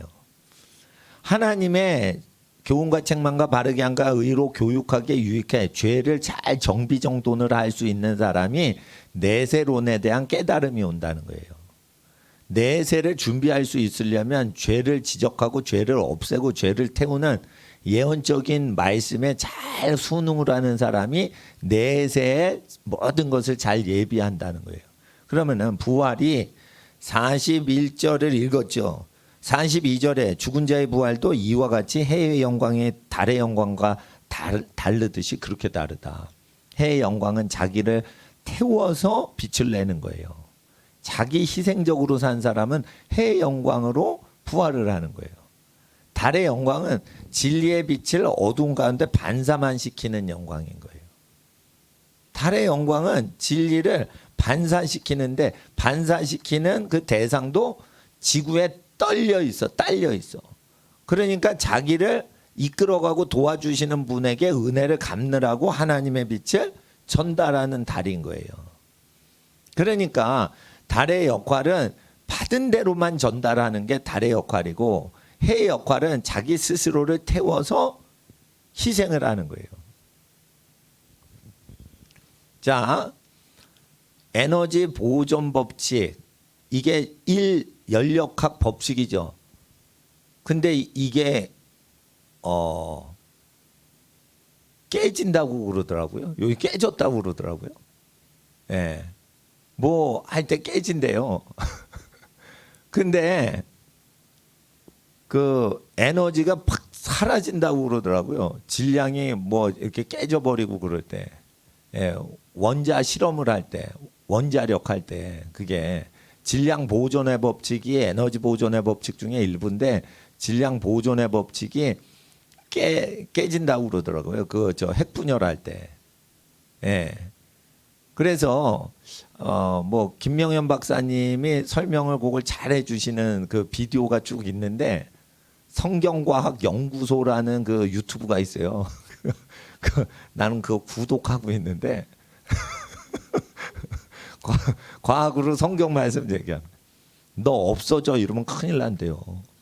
사람이 없어지면 큰 에너지가 나온다는 거예요. 조그만 그 우라늄만 없어져 이래도 큰 원자력 발전소에 에너지가 막 해가지고 막 핵폭탄이 터지고 그러는데 저기 사람이 없어지면 큰 에너지가 폭발을 한다는 거예요. 발생을 한다는 거예요. 쉽게 말해 저는 해의 영광은 약간 그런 게 아닌가. 해는 스스로 가스덩어리인데 그걸 태우는 거예요. 예. 낯을 주관하죠. 해는. 그러니까 희생적인 사람이 빛이 다스리는 세상을 주관하는 것이요. 어둠을 주관하는 것은 달과 같은 인생인데 하나님의 말씀을 어두운 세계에 전달만 하는 거예요. 전달만 잘해도 어두운 세상에 여러분 주관자로 살 수 있어요. 지금은요, 여러분 이해를 하셔야 돼요. 지금 대한민국은요, 어둠의 세계예요. 그래서 하나님이 말씀하신 걸 전달만 해도 밤의 주관자가 될 수가 있어요. 밤을 비칠 수가 있다고요. 그런데 낮을 주관하려면 해가 주관하는 거예요. 그러려면 어떻게 돼요? 역사적으로 많은 희생을 치르는 거를 부르심을 완전히 완수한 사람이 인생들을 살아갈 때 그 다음 세대가 빛의 세계에서 살아가는 거예요. 예, 그 세무사가 얘기를 하는 거예요. 부모님이 병원 입원비를 했는데 큰 병을 치르실 때 입원비가 8천만 원, 5천만 원 나와요. 그러면은 80이 넘으신 분을 그렇게 70이 넘으신 분을 입원해서 5천만 원, 8천만 원 나올 때 입원비를 보통은 7, 80 노인분의 자녀들이 4, 50대 중년이라서 그 비용을 댄대요. 근데 부모 입원비를 자식이 대주면은 상속세와 연관해서 피해를 보게끔 세법이 돼 있습니다, 지금. 그러니까 부모한테 그거를 주면은 상속을 받을 때 불이익을 당하게끔 그 세법이 돼 있어요. 그러니까 부모한테 입원비를 내지 말고 그 세무사분이 얘기하는 겁니다. 부자 되는 법을 얘기하는데 참 난 그렇게 부자 되고 싶지도 않고 부모 병원비를 낼 때 5천만 원 병원비를 낸다, 8천만 원 병원비 수술비를 낸다 할 때 채무를 어머님 말기암이지만 채무 증서를 발행해 주세요. 내가 빚을 꿔드려서 되는 증서가 있어야 돌아가실 때 상속을 땡길 수가 있다는 거예요. 참 그따구 식으로 더러운 세법이 있습니다. 그러니까 효도를 해서 입원비 수술비를 대면은 자식이 자기 이름으로 되잖아요. 그러면은 어떻게 해? 상속할 때 혜택이 적어져요. 그러니까 자기가 혜택을 많이 받으려고 부모한테 돈 꿔주고 내가 낸 게 아니고 부모가 빌려서 부모 이름으로 내는 식으로 해서 자식이 부자 되라는 거예요. 그러면 안 되는 거예요. 상속을 적게 받고 세금 혜택의 불이익을 당해도 기독교인은 입원비나 치료비, 수술비를 자식이 내는 게 맞는 거예요. 그리고 그러면은 여러분이 세 형제 중에 둘째인데 둘째가 다 냈대 봐. 그러면은 상속을 첫째랑 셋째가 더 많이 받아. 이상한 나라죠. 이게 그런 나라예요, 지금 우리나라 대한민국이. 그러면은 여러분이 효녀라서 둘째가 다 냈어. 8천만 원, 5천만 원 입원비, 3천만 원 수술비, 8천만 원 다 냈어. 그리고 어머니 치료비, 입원비 다 내고는 상속 적게 받으란 말이에요. 그 두 번 희생을 하는 거예요. 병원비 다 내고 그때 희생하고 상속 받을 때 돌아가신 다음에 적게 돌려받고. 그런 희생을 하는데도 효도하겠냐 그러고 마귀가 지금 묻는 거예요. 마귀가. 그러니까 국민들이 그럼 효도 안 할래, 병원비 안 낼래, 이렇게 되는 거예요. 그럴 때 기독교인은 어떻게 돼요? 돈 내고 상속은 적게 받기 운동하셔야 되는 거예요. 돈 내고 상속은 적게 받겠습니다. 돈 적게, 치료비나 병원비 적게 낸 우리 형제들 다 주셔도 돼요. 나는 안 받아도 돼요. 대신에 내가 치료비 내겠습니다. 병원비, 엄마 병원비 내가 내게, 그러셔야 되는 거예요. 그게 멋진 거예요. 그게. 불이익 본다고요? 좋아요. 그래도 난 낼 거예요. 멋지잖아요. 멋지잖아. 하나님 앞에 멋지게 살 수 있는 찬스 잡아요. 찬스 잡아. 야, 이런데도 효도할래? 하나님, 마귀가 여러분을 하나님 앞에 참소할 때, 저 사람이요, 이러면 효도 안 할걸요? 세무사가 이렇게 찔러대면 효도 안 할걸요? 그럴 때 여러분은 하란 말이에요. 마귀한테 그냥 어퍼컷 한 대를 빵 매기란 말이에요. 원투 스트레이트를 그냥 매기라니까. 그냥. 홍수환 TV를 보니까 원투 스트레이트 연타가 중요하대. 한 대 때리면 안 된대. 원투 이렇게 때리라 한 거야. 원투 때리고 마지막에 어퍼커트 세 번째 때리라는 거예요. 원투의 중요성 뭐 이러면서 가는데 나는 권투를 해본 적이 없는데 한 적이 있어요. 친구 집 가가지고. 그러니까 거기가 난 초등학교 때인데 권투 글러브가 있더라고. 근데 우리 초등학교 때는 권투를 어떻게 했냐면 풍차 돌리기, 그냥 막 이렇게 돌리기만 하지 전혀 이렇게 하는 거 몰라. 저 꼬맹이들이 무슨 권투 글러브, 야 권투하자 이러면서 막 눈 감고 막 이러는 거예요. 그건 권투가 아니에요. 예, 그러니까 그런 식으로 하면은 안 되고, 이렇게 쫙 해가지고 그냥 KO 시키는 법을 이제 70 넘은 홍수환 선수가 저 유튜브에 나와서 조카 데리고 그거 하시더라고. 보니까 재밌어요. 근데 저쪽이 우리를 KO 시키려고, 병원비 내면 이렇게 손해 본다. 그러니까 부모님한테 병원비나 효도하지 마라. 이럴 때 오히려 그 카운트 블로를 날리라 이게. 카운트 블로를 탁 날리라 이게. 그러니까 멋지게 살아야 돼요. 한 번 사는데 멋지게 살아야 돼. 후회가 없어야 돼. 후회가 없어야 돼. 그래서 이렇게 해야 됩니다. 그래서 44절이 아주 중요하죠. 43절이 아주 중요합니다. 43, 44절 읽어주세요. 43 시작. 욕된 것으로 신고 영광스러운 것으로 다시 살며, 약한 것으로 신고 강한 것으로 다시 살며, 육의 몸으로 신고 신령한 몸으로 다시 사나니, 육의 몸이 있은즉 또 신령한 몸이 있느니라. 그러니까 육의 몸으로 심어야 돼요. 그래야 신령한 몸으로 다시 산다는 거예요. 그러니까 육이 있어야 부활도 있는 거예요. 육으로 산 만큼 부활하는 거예요. 육적인 삶을 아름답게 산 만큼 부활이 있는 거예요. 이걸 정확히 모르는 사람이 자살하는 거예요. 자살하면 안 돼요. 살 만큼 충분히 살면서 아름답게 희생적으로 아름답게 살아줘야 부활할 때 자기 상 다 챙기는 거예요. 그걸 하나님이 좋아하세요. 부활할 때 마지막으로 아름답게 부활할 수 있는 영원한 영광의 존재가 완성이 되는 걸 원하시지, 아름답게 살지도 못하고 그냥 팍 죽어버려요. 그러면 하나님이 안타깝게 생각하신다. 한 번 사는 거가 영원을 결정짓는 건데 왜 그렇게 헛되게 사냐 이게요. 한 번 딱 쓰는 거예요. 한 번 딱 쓰는 거. 인생 한 번만 살게 돼 있는 거예요. 불교에서는 죽어도 지렁이로 환생을 할 거래. 그러니까 두 번, 세 번 계속 기회를 준대. 그리고는 지렁이다 하면 뭐가 있어요, 여러분? 독수리가 지렁이를 찝어 먹으면 독수리로 또 변하고, 어쩌고 저쩌고 뭐 해서 짐승으로 계속 하고, 그러다 또 아메바로 뭐 부활을 하면 어떡할 거야? 생선으로 됐다면 그거를 누가 믿어요? 하나님이 각자의 형상을 주셨다고 돼 있어요.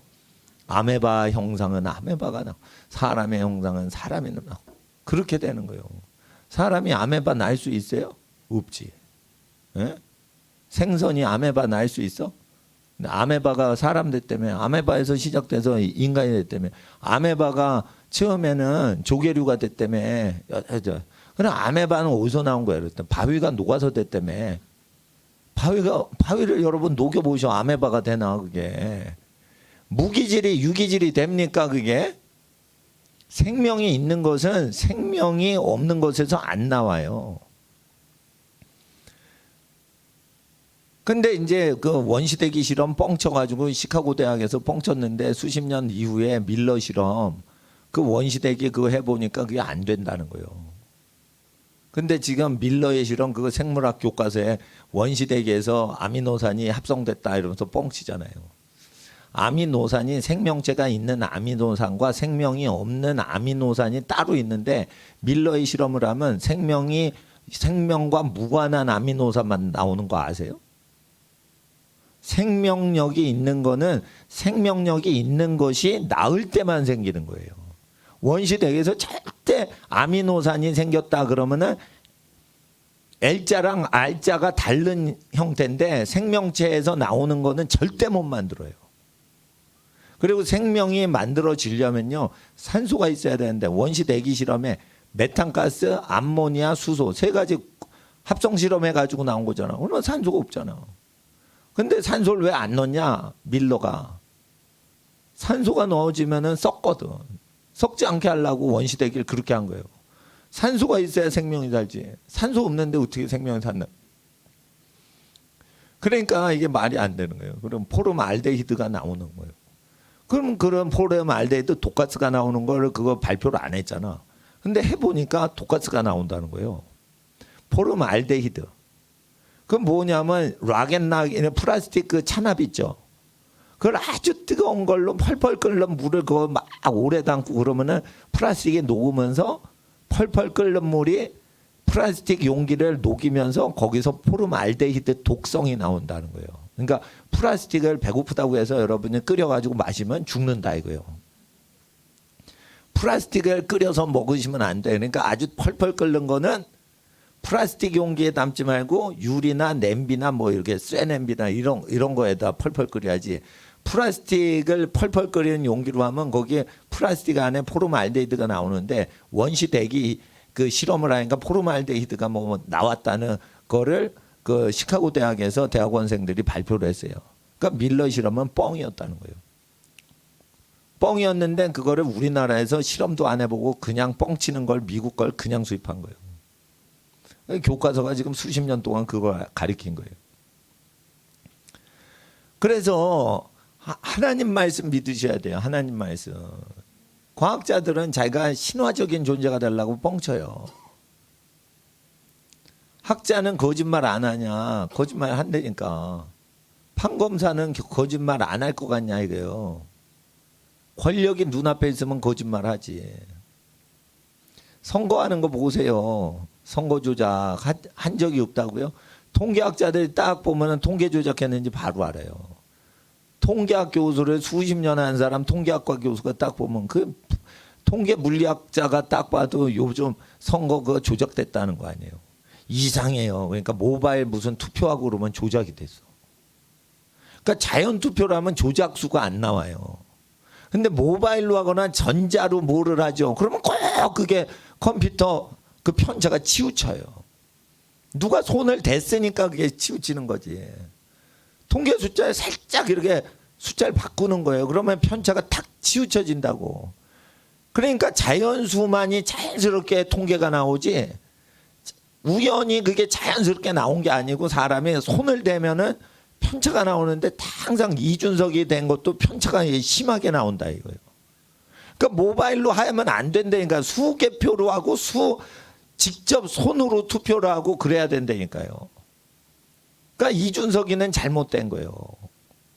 이준석이는 왜 그 짓 하냐. 양심이 없으니까 문재인한테 90도 절하는 거예요. 문재인은 양심이 없으니까 김정은이가 착한 사람이라고 외신 보도에 외쳐대는 거예요. 그러니까 BBC 방송하고 뭐 외신 보도 김정은이 만나보니까 착하다는 거예요. 그럼 만날 때 그럼 웃지. 나쁘게 뭐 합니까? 그건 나쁜 놈이 그럼 웃지? 자기 형을 죽이고 독살하고 고모부 죽이고 막 별짓 다 하는데 그 나쁜 놈이 그럼 자기 나쁜 놈이다 이럽니까? 김정은이가 나쁜 놈이지. 그게 착한 놈이요? 그거를 착한 사람이라고 전 세계에 변호를 하고 앉았어요. 문재인이가. 이준석이가 그 야당도 아닌 거예요. 그리고 태극기 세력 때문에 지금 나라 건지려고 노인들이 덕수궁 앞에 나가가지고 그 어르신들이 그렇게 했는데 태극기 세력 왕따 시키겠다는 식으로 그따구 하는데 무슨 야당 지도자가 그따구 식이에요, 그거. 그러니까 딱 봐도요, 이게 나라를 건지는데 몸을 던지는 게 아니고 하버드 나왔다며 자기 출세하려고 하는 거예요, 지금 정치를. 지금 자기 출세할 시간이 아니에요, 지금. 지금 누가 자기 정치 출세하려고 정치를 해요? 나쁜 새끼들인 거예요, 다. 그러니까 길거리에서 그냥 태극기 흔드는 할아버지 할머니 수준이 안 된다니까 지금. 예? 인생 다 사신 분들의 마음을 이해를 못하는 거예요. 이준석이 같으신 분들이 교회 다닌다고 천국 갈 것 같냐 이거요. 예? 천국도 가기 어려울 거라마. 교회 다니나 안 다니나 나 모르겠지만 자기를 위해서 살면 천국에서 큰 자가 될 수 없어요. 무언가 다른 사람을 위해 살 만한 가치를 정해야 되는 거예요. 욕된 것으로 심고 영광스러운 것으로 다시 부활한 데 있어요. 그러니까 하나님을 위해 욕을 먹든지 사랑하는 하나님의 어떤 사랑을 받는 사람들을 위해 욕을 먹어도 욕된 것으로 심으래서 영광스러운 것으로 부활을 하는 겁니다. 그렇게 됩니다. 그래서 이게 부활에 대해서 얘기하는 거예요. 그러니까 어떻게 부활할지를 얘기하는 것이죠. 그러니까 58절 끝에 보세요. 그러므로 내 사랑하는 형제들아 경고하고 흔들리지 말며 항상 주 일에 더욱 힘쓰는 자들이 되라. 주님의 일은 뭐죠? 하나님 가장 사랑해서 하는 모든 것이 주님의 일이에요. 이웃을 자기가 대접받고 싶은 대로 대접하는 게 주님의 일이에요. 그런 겁니다. 그래서 하나님의 일을 하려면 이와 같이 하는데 또 우리가 이런 걸 잘 모른다 하여도 교회가 문제가 많아서 교회에 문제가 생길 걸 알고 고린도 전서를 하나님은 은혜의 하나님이 주신 거예요. 그런데 이 은혜의 하나님은 예수 그리스도로 말미암아 바울에게 임한 거예요. 그러니까 이건 바울 책이 아니고 예수님 책인 거예요. 그러니까 예언을 하고 싶으시면 1장부터 그걸 다 지키셔야 된다니까. 1장 고린도전서 1장 보세요. 1장 7절에 보면 은사가 너희 중에 부족하지 않다 했어요. 풍성하다 했어요. 1장 7절 보세요. 너희가 모든 은사에 부족함이 없이 우리 주 예수 그리스도의 나타나심을 기다림이라. 그러니까 재림 신앙을 갖고 있는 거예요. 근데 개판으로 신앙생활하면서 예수님의 재림을 기다리고 있다는 거예요. 은사는 많고 종말론적인 거야. 근데 문제가 아주 많은 거예요. 그래서 1단계, 2단계가 1, 2장이에요. 3단계, 4단계 문제 해결이 3, 4장이에요. 그래서 계속 가가지고 14단계까지 합격이 돼야 예언을 다룰 수가 있는 거예요. 근데 예언을 한다는 사람들, 은사한 사람들이 1장을 못 나가요. 그러니까 여러분 아셔야 돼요. 바울이다 아볼로다 이런 거 자랑하죠. 자기 선교단체 자랑하죠. 자기 사역 중시하죠. 이러면은 1장을 못 벗어나는 거예요. 제가 왜 내일 노숙자 센터 가요? 글로 헌금이 갈 수 있게 해드리면서 제가 하는 거예요. 그러니까 내가 이 교회에 소속된 게 아니에요. 이 교회 봉사하려고 지금 온 거예요. 수요일 날 목사님들하고. 수요일 날 저 탬버린 치러 온 거예요. 사실. 네, 이동규 목사님이 베이스를 잘 치셔서 내가 반대쪽에서 탬버린 치려고 오는 거예요. 네? 그런데 하나님 앞에서 내일은 저 노숙자 센터 가고 저 북한 선교회 그 모임 공산권 선교회 위해서 가는 거예요. 예.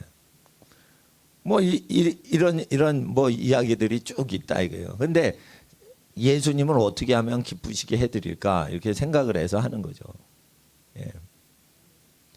그래서 하나님 앞에서 우리가 살아갈 때 이 1장이 굉장히 중요합니다. 근데 1장을 거의 벗어나질 못해요. 우리나라 대한민국 교회 수준이. 그 교단 교파를 못 벗어나는 거예요. 그러니까 이제 정치인들을 휘두를 정도가 되려면은 이게 이 고린도 전서에 나온 거를 다 이해를 하고 그렇게 해야 되는데, 자 17절 1장 17절 그리스도께서 나를 보내심은 세례를 주게 하려 하심이 아니요 오직 복음을 전케 하려 하심이라. 말의 지혜로 하지 아니함은 그리스도의 십자가가 헛되지 않게 하려 함이라. 말의 지혜로 하는 게 아니라는 거예요. 복음은 그리스도의 십자가가 헛되지 않게 하려고 함이라. 그러니까 능력이 온다는 거예요. 복음에는 능력이 있어요. 그 예수 그리스도께서 행하시고 말하신 걸 증거하면은 우리가 능력을 받아요. 그러니까 여러분 복음을 증거해 보세요. 죄를 안 지어요. 죄 질 것 같아요? 그러면 말해 보세요. 죄를 안 져요. 자기가 한 말 때문에 자기가 생각이 나서 죄를 못 져요. 마음으로 진짜 예수를 믿으면. 그러니까 내가 말한 입에서 나간 게 나의 칼이 돼가지고 그게 무기가 되는 거예요. 그리고요, 기도하죠. 그러면은 기도대로 되는 거예요. 꿈을 꿨는데 나쁜 꿈을 꿨어요. 잘못되는 꿈을 꿨어요. 그러면 기도하세요. 그러면 꿈이 재처리가 돼요. 꿈이 무효가 된 거예요. 운명이 온다 아래봐요. 예? 무당들이 여러분한테 저주를 걸어. 그러면 어떻게 해요? 기도로 하면 그 저주가 깨져버리고 운명도 깨져버려요. 어떤 운명도 우리를 묶을 수가 없어요. 그래서 기도한 대로 되는 거예요. 그래서 주일날 기도한 대로 자기 인생 되라고 지금 자기 운세를 정하라고 해가지고 말을 하려는데 자기 운세를 정하지 않고 뭐라고 하는 거예요? 주여 될 대로 되게 하옵소서. 이렇게 기도하면 안 되지. 예? 될 대로 되게 해달라는 식으로 그렇게 기도를 하면 안 되는 거예요. 자기 운명을 자기가 내가 뭘 하여 주길 원하느냐 이러면 바디메오처럼 보기를 원하나이다 이렇게 하면 되는 거예요. 그냥 단순하게 나 이렇게 해주세요, 저렇게 해주세요, 이렇게 해주 달래니까요. 하나님 구하라 주실 것이요. 그런 거예요. 예? 그리고 찾으면 찾으리라. 막혀 있어요? 두드리면 열린다 이거예요. 예. 그러니까 되는 대로 다 되는 거니까 적극적으로 하는데, 예. 예정론 잘못 가르치면 큰일 나고 잘못 배우면 큰일 나는 거예요. 예정돼 있어? 기도를 해도 예정돼 있다고? 기도가 안 먹힌다고? 요렇게 생각하는 거예요. 그러니까 기도 못하게 하려고 막 이상하게 심어 놓는 거예요. 하나님 아버지는 모든 전권을 갖고 계세요. 근데 내 기도를 통해서 반응한대요. 누가 자녀를 아버지가 전능하신데 전능하신 아버지를 전적으로 믿는데 운명을 하나님이 보호하시고 복을 주시는 쪽으로 반드시 주시게 되는 게 아버지지. 예? 아버지 하나님 이러는데 누가 될 대로 되라 뭐 이런 식으로 누가 그러게 해요. 자녀가 원하는 대로 하지. 예? 제일 좋은 거를 야 그거 제일 좋은 거 아니야. 그거 하지 마. 그거 하려고 그래요. 그러면 두드려 잡아가지고 제일 좋은 거 받게끔 하는 게 아버지의 강권하신 사랑이에요. 강권한다는 거 뭐예요? 내가 하고 싶은데 그게 저주를 일으키거나 복이 적어. 그러면 두드려 패가지고 제일 큰 복을 얻게 하신다는 거예요. 그런데 헛된 기도하지 말고 고급스럽게 기도를 하라는 거예요. 그래가지고 아버지의 이름이 거룩히 여기심을 받을 목적으로 무엇이든지 기도라고, 무엇이든지 하나님의 뜻이 땅에 통치권이 임하도록 기도를 하고, 무엇을 당해도 우리에게 죄진 자를 용서한 것과 같이 우리 죄를 용서해 주시는 사건이 되게 해달라고 기도를 하시라 이래요. 예, 그렇게 하시면 됩니다. 이게 민수기 이제 어디를 보시면 되냐면 민수기 자 11장을 보세요. 이제 장로직에 대해서 말씀드리는데 장로는 예언을 해야 돼요. 그러면은 늙은 사람이 될수록 예언이 강화된다고 하셔야 돼요. 늙은 사람이 될수록. 그런데 여기 보시면 2절 보세요. 백성이 1절 보세요. 11장 1절 민수기 백성이 여호와의 들으시기에 악한 말로 원망하며 여호와께서 들으시고 진노하사 여호와의 불로 그들 중에 붙어서 진 끝을 사르게 하시며 백성이 모세에게 부르짖으니 모세가 여호와께 기도하니 불이 꺼졌더라. 그곳 이름을 다베라라 칭하였으니 이는 여호와의 불이 그들 중에 붙은 영고였더라. 불뱀이 붙어가지고 불뱀에 쏘여서 죽었다 그러죠. 근데 불뱀의 그 히브리 원명이 세라핌이에요. 세라핌. 그러니까 스랍 천사 있죠. 사라프 이게 이제 그 저 불타다 이거예요. 불타고 있는 존재가 쏘았다는 거예요. 그러니까 뭐 불타는 뱀이 있어서 불뱀이 쐈다 이러는데 그게 어원적으로 보면은 영체가 불붙은 영들이 쏴서 죽을 때 예수님을 바라보니까 어떻게 해요? 살았다는 거예요. 그러니까 불뱀이 그게 광야에서 불뱀 맞아가지고 죽었다는 게 그 불뱀이 불타는 뱀이 나타나서 죽였다라고 돼 있는데 그 불타는 뱀이 진짜 코브라가 불타가지고 그걸 확 코브라의 잔등에 불이 확 타서 아 뜨거 이러면서 사람한테 씹어 죽인 거냐 그게 영체라는 거냐 나는 이제 연구를 하다 보니까 이게 영체일 가능성이 많은 거예요. 왜냐하면 세라핌하고 똑같은 단어가 불뱀이에요. 그러니까 불타고 있으니까 그걸 불뱀이라고 한 거예요. 근데 그 어원이 세라핌 불타는 천사하고 똑같은 어원에서 그게 나온 거예요. 그러니까 세라핌이 거룩하도다 이걸 봤죠. 그러니까 내가 화로다 이사야가 왜 그랬어요? 세라핌을 본 거예요. 그런 자기는 부정하니까 죽을 거 아니에요. 그러니까 이스라엘 백성이 민수기에서 죽은 거 알아 몰라? 알죠 이사야가. 그러니까 자기 죽는다고 보는 거예요. 세라핌을 봤으니까. 그렇잖아요. 근데 제단 숯불로 이게 지져가지고 자기의 죄를 사함받게 하나님이 해주시니까 하나님 앞에 저주를 재앙을 당하지 않는다 하니까 불뱀이 불붙은 코브라가 나타나거나 불붙은 살모사가 와가지고 확 물은 걸로 저는 아는데 그게 영체일 가능성이 상당히 있습니다. 파이어리 불붙은 존재예요. 근데 그게 세라핌하고 연동이 돼 있는 단어로 돼 있어요. 히브리 단어를 보니까 나는 히브리어를 다 알지는 않는데 어근 조사는 하면은 그거는 분석을 하고 비교를 하거든요. 근데 물론 이런 주장을 하면은 또 아니 그게 뱀인데 뭘 뭐 영적인 존재라고 그럽니까? 그러는데 그게 그냥 불붙은 뱀이 아니래요. 그리고 나는 지금까지 동물원 가서 불붙은 뱀을 본 적이 없어. 뱀이 제일 무서워하는 게 불을 갖고 있으면 접근을 못해요. 근데 뱀이 자기가 불타고 있는 뱀이 있다는 거예요. 불타고 있는 뱀 봤어요? 나 동물원 가서 아직도 불타고 있는 뱀 못 봤어. 불타면은 꼼장어 집에선 봤어. 꼼장어 집에 연탄불에 내가 이렇게 불 태웠거든. 그것도 좀 뱀이에요.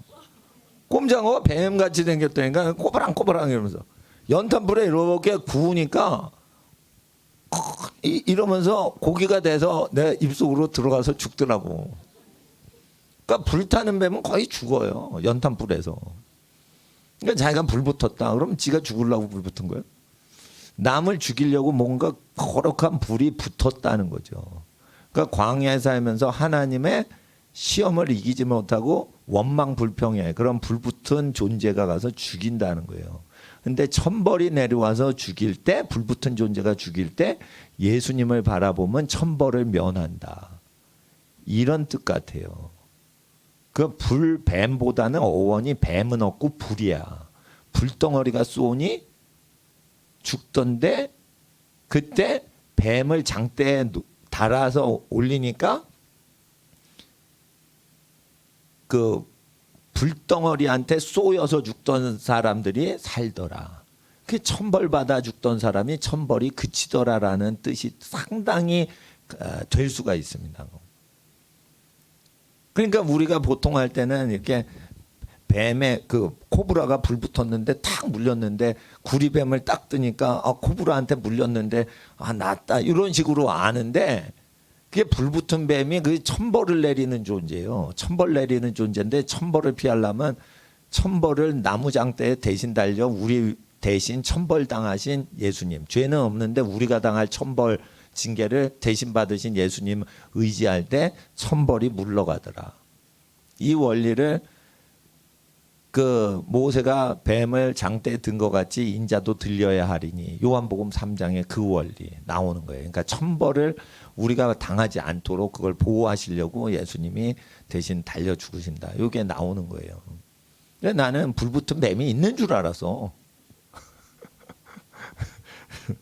근데 내가 이거 민수기를 보는데 이게 우리가 그 깊은 뜻을 모르는데 읽는 게 많아요. 그러니까 성경을 우리가 안다고 함부로 하면 안 되는 거예요, 이거. 그렇기 때문에 성경이 틀렸다고 함부로 판단하는 무신론자들 말을 듣고서 보시면 더욱더 안 되는 거예요. 이럴 때 5절에 애굽에 있을 때 값을 주고 해요, 값 없이 먹어요. 값 없이 생선 먹고 값 없이 수박 먹고 값 없이 부추 먹고 값 없이 마늘 먹었어요. 복지 끝내주는 거예요. 문재인 정권이 이때 들어온 거예요. 예? 포퓰리즘. 이때 애굽에 이게 들어왔는데 그게 노예를 만들려고 값 없이 한다는 거예요. 값 없이 한다는 거예요. 그러니까 일하지 않으면 먹지도 말게 하는 건 자유인을 주려고 하시는 말씀인데 값없이 뭐를 자꾸만 주죠. 그러면 그게 부모 아니면은 그게 노예상이라서 값없이 주는 거예요. 그러니까 하나님이 다 죽여버리는 거예요. 이 인간들을. 예? 이 인간. 그거 공짜였는데 이거 뭐 공짜가 아니잖아. 이거 일해야 되잖아. 이렇게 한다는 거예요. 그러니까 원망을 하니까 어떻게 되냐면 이게 경제 문제를 해결하려고 70인의 장로를 세워서 예언을 하게 하는 거예요. 그러면 예언을 하면은 어떻게 되는 거예요? 먹고 살 길을 예비를 해주시는 모든 문제가 해결되라고 예언을 하는 거예요. 예언은 교회 사역의 활성화를 위한 게 아니에요. 예언은 성령의 음성을 따라 전쟁에 이기고 경제 활동에 가난을 모면하고 하는 게 예언이에요.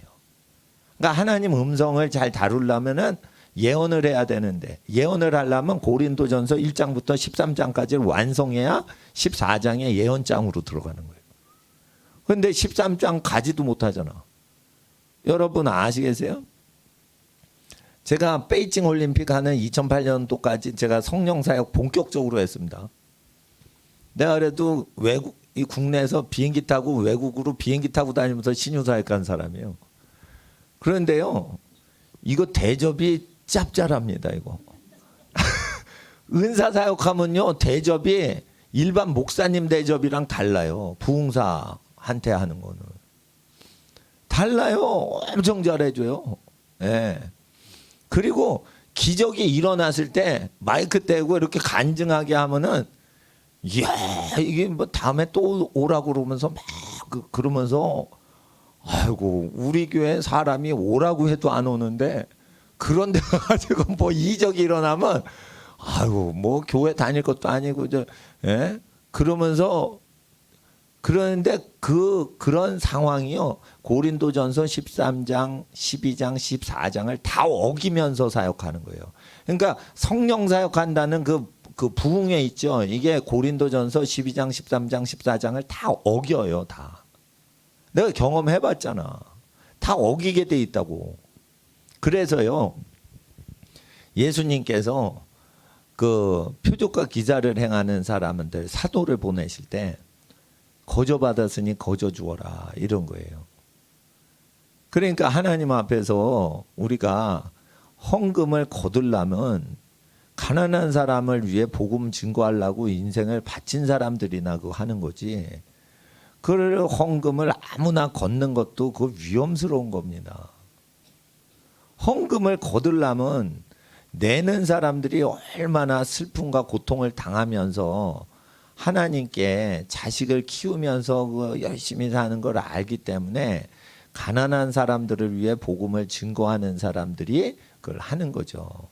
근데 그 고린도전서 16장의 마지막 끝에는 이제 헌금 얘기가 나와요. 그러면서 고린도 후서의 가짜 지도자에 대해서 얘기하는데, 하나님 앞에서 이 말세에는 교회를 정결케 하는 일을 합니다. 그러니까 어느 교회냐, 어디에서 침례받았냐, 그러면 침례받았을 때 그 교인이 내 교인이다, 이런 걸 하지 말라는 거예요. 고린도전서 1장에 침례를 스데바나와 가이사 어떤 두 집에서 이제 침례를 줍니다. 그리고 바울은 침례를 안 줘요.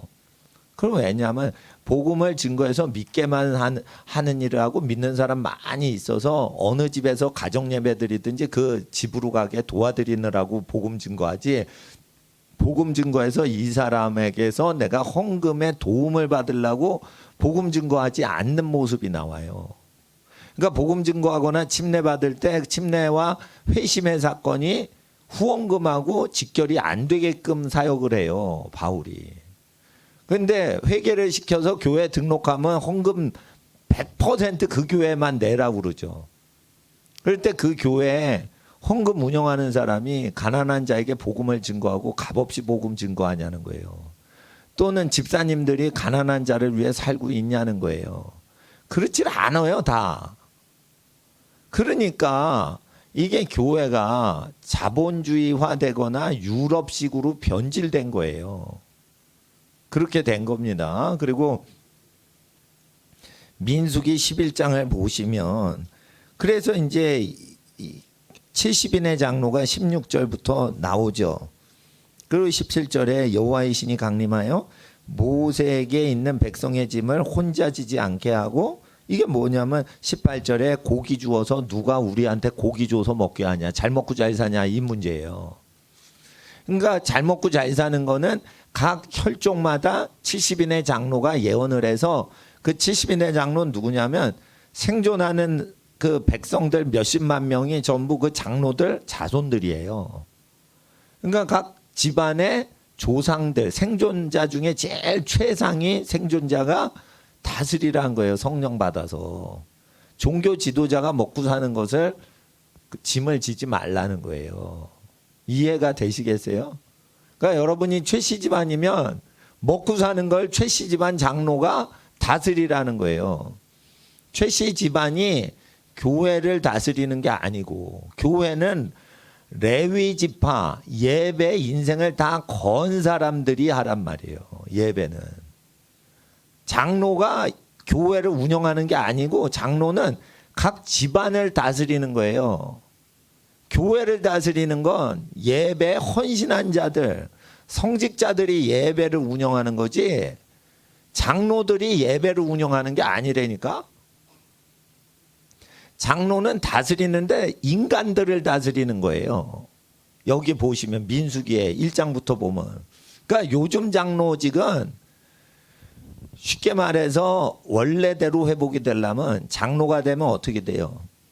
판사를 점령하고 국회의원 점령하고 이런 쪽으로 가는 거예요, 원래. 그러니까 교회에서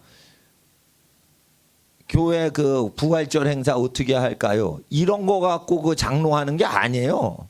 부활절 행사는 누가 하면 돼? 청소년들이 하면 다 해요. 할아버지들이 그 부활절 행사 어떻게 할지 그런 거 회의하는 게 아니라니까. 그러니까 집안의 그 장로들은 뭘 하죠? 6장에, 고린도전서 6장에 가족의 모든 일을 재판하는 거예요. 판사한테 가지 않고 집안의 어르신이 재판하는 거예요. 그렇게 돼 있는 거예요, 다. 그러니까 그 교회 자체 가정 안에서 국가 기능을 다 돌리는데 장로가 지도자가 되는 거예요. 목자인 그 예를 들어 아론이나 이렇게 성막을 섬기는 사람은 각 집안을 다스리는 장로 하는 일에 끼어들면 안 되는 거예요. 목사인 그 아론이 예를 들어 목사래 봐요.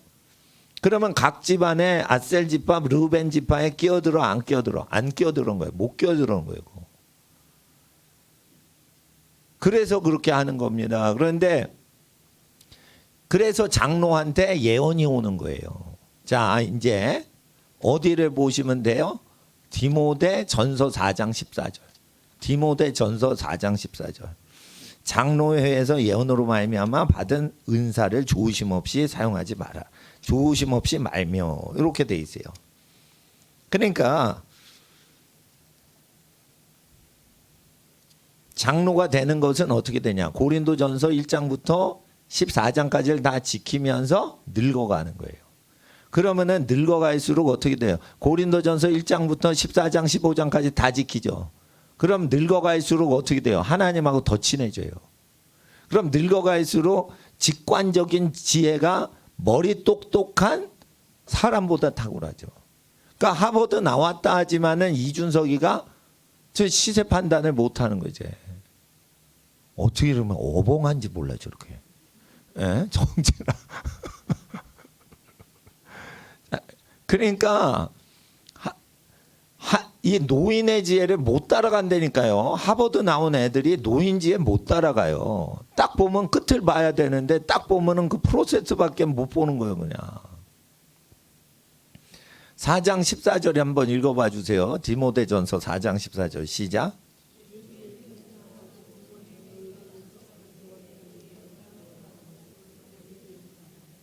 은사는 어떻게 오냐면요, 예언을 통해 오는 거예요. 예? 예언을 통해 너 가난한 자를 돕기 위해서 하나님이 널 쓰신다 이러면 가난한 사람 부족한 건 그 사람이 혼자서 다 채울 수 있는 재력이 오는 거예요. 예? 예언에 따라서 이게 은사와 능력이 재물이 다 오는 거예요. 그러니까 예언을 따라서 다 오는 거예요. 그러니까 예언을 따라서 그게 진짜 예언이다 그러면 그걸 계속 믿고 기다리고 그것을 기뻐하면은 그대로 다 오는 거예요. 예를 들어 보세요. 제가 성경 교육하는 하나님의 부르심을 받았대 봐요. 그럼 제가 성경 연구하는 데 필요한 성경 공부하는 자금을 하나님이 주실까 안 주실까? 이게 성경 연구하고 성경을 교육하라고 부르심 받았으면 당연히 이런 거에 대한 지식과 지혜와 학습 능력과 모든 가르치는 은사 다 오죠. 그런 거예요. 그러니까 성경 가르치라고 은사를 주시니까 독일어도 내가 공부 안 하고 읽고 라틴어도 공부 안 하고 지금 가르치는 거예요. 예. 그래도 다 그냥 해석이 되게끔 유치원생 초등학생들하고 같이 공부해도 그들도 몰라도 한 5개국어 7개국어 읽는단 말이에요. 이걸 그 언어를 공부한 적이 없는데도 이걸 할 수가 있다니까. 단 한문을 다 외우셔야 되고 천자 이상. 영어를 수능 영어나 토익 토플 단어 영어까지 다 외우셔야 돼요. 영어랑 한문을 다 알고 계신 학생들만 대상으로 5개국어를 다 열어 드린단 말이에요. 예. 문법 몰라도 돼. 근데 이런 거는 하나님이 불러주시니까 제가 그걸 순종을 하니까 이게 어떻게 하는 방식으로 깨달아 알게 하시는 거예요. 예. 복을 받는 방법이 어떻게 된다. 그 부르심에 순종하면 그냥 다 되는 겁니다. 그래서 이 말씀대로 사는 모든 분들에게 무엇이 예비가 돼 있어요? 예언이 예비가 돼 있는 거예요. 그러니까 특별히 예언하려고 사모하셔야 돼요. 예언한다는 건 뭐냐면 아무 준비 없었는데 그때 말하시는 이가 있으니 너희가 아니요 아버지의 성령이시니라. 이게 예언이 돼야 되는 거예요. 총독과 임금과 정치 권력자 앞에 가면은 어떤 말을 할지 준비하지 말라. 그때 말하시는 이가 계시니 너희가 아니요 너희 안에 계신 아버지의 성령이시니라. 이게 예언인 거예요. 그러니까 예언하길 특별히 사모하셔야 되는 거예요. 근데 누구나 엘리야가 되고 싶지, 누구나 모세같이 되고 싶지. 근데 프로세스가 다 약속이 돼 있는 거예요. 그러니까 고린도전서 1장부터 쭉 돼야 되는데 1장부터 다 걸리는데 뭐 자기 단체 발전을 위해서 사역을 하면 안 돼요. 거기 다 끝나는 거예요. 그러니까 자기 교회에 충성을 해도 안 되는 거예요. 이 교회를 잡아받쳐 예수님께 드리기 위해서 사역해야지 되는 거예요. 이 교회를 잘 되게 하기 위해서 사역하면 안 되고 예수님의 복음을 위해서 하나님 이름의 영광을 위해서 활용만 하는 거예요. 이 교회를.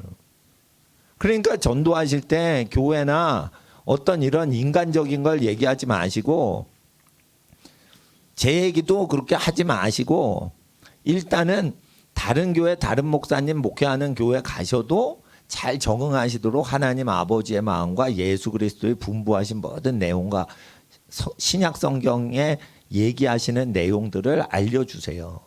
그리고 그대로 살면은 복된 소식에 복이 내린다. 이렇게 전달을 해 주셔서 그가 하나님의 생각으로 생각하고 하나님의 감정으로 감정을 갖고 하나님의 의지로 개인적인 생활을 할 수 있도록 도와주시는 거예요.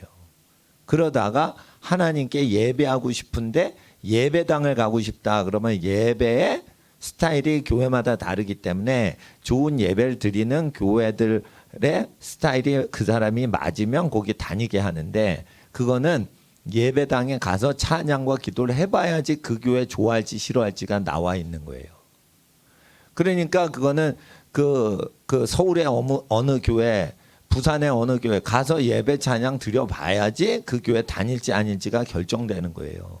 그러니까 처음부터 어느 교회 다니라고 하기보다 네가 어디에 있든지 하나님만 의지하고 살아가라. 이렇게 하면서 그거를 자꾸만 하는 게 전도가 되는 거예요. 그러니까 전도는 단순히 어느 교회에 교인 되게 하는 게 아니에요. 전도는 뭐냐면 하나님을 알게 해주는 게 전도란 말이에요.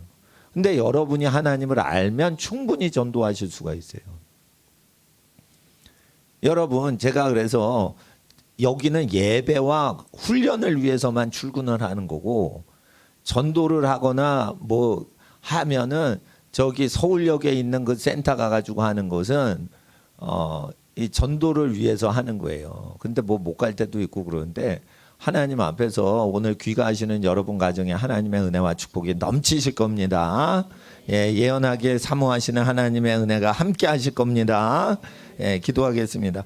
거룩하신 아버지 하나님, 오늘 기도하고 찬양하고 귀가하시는 모든 성도의 가정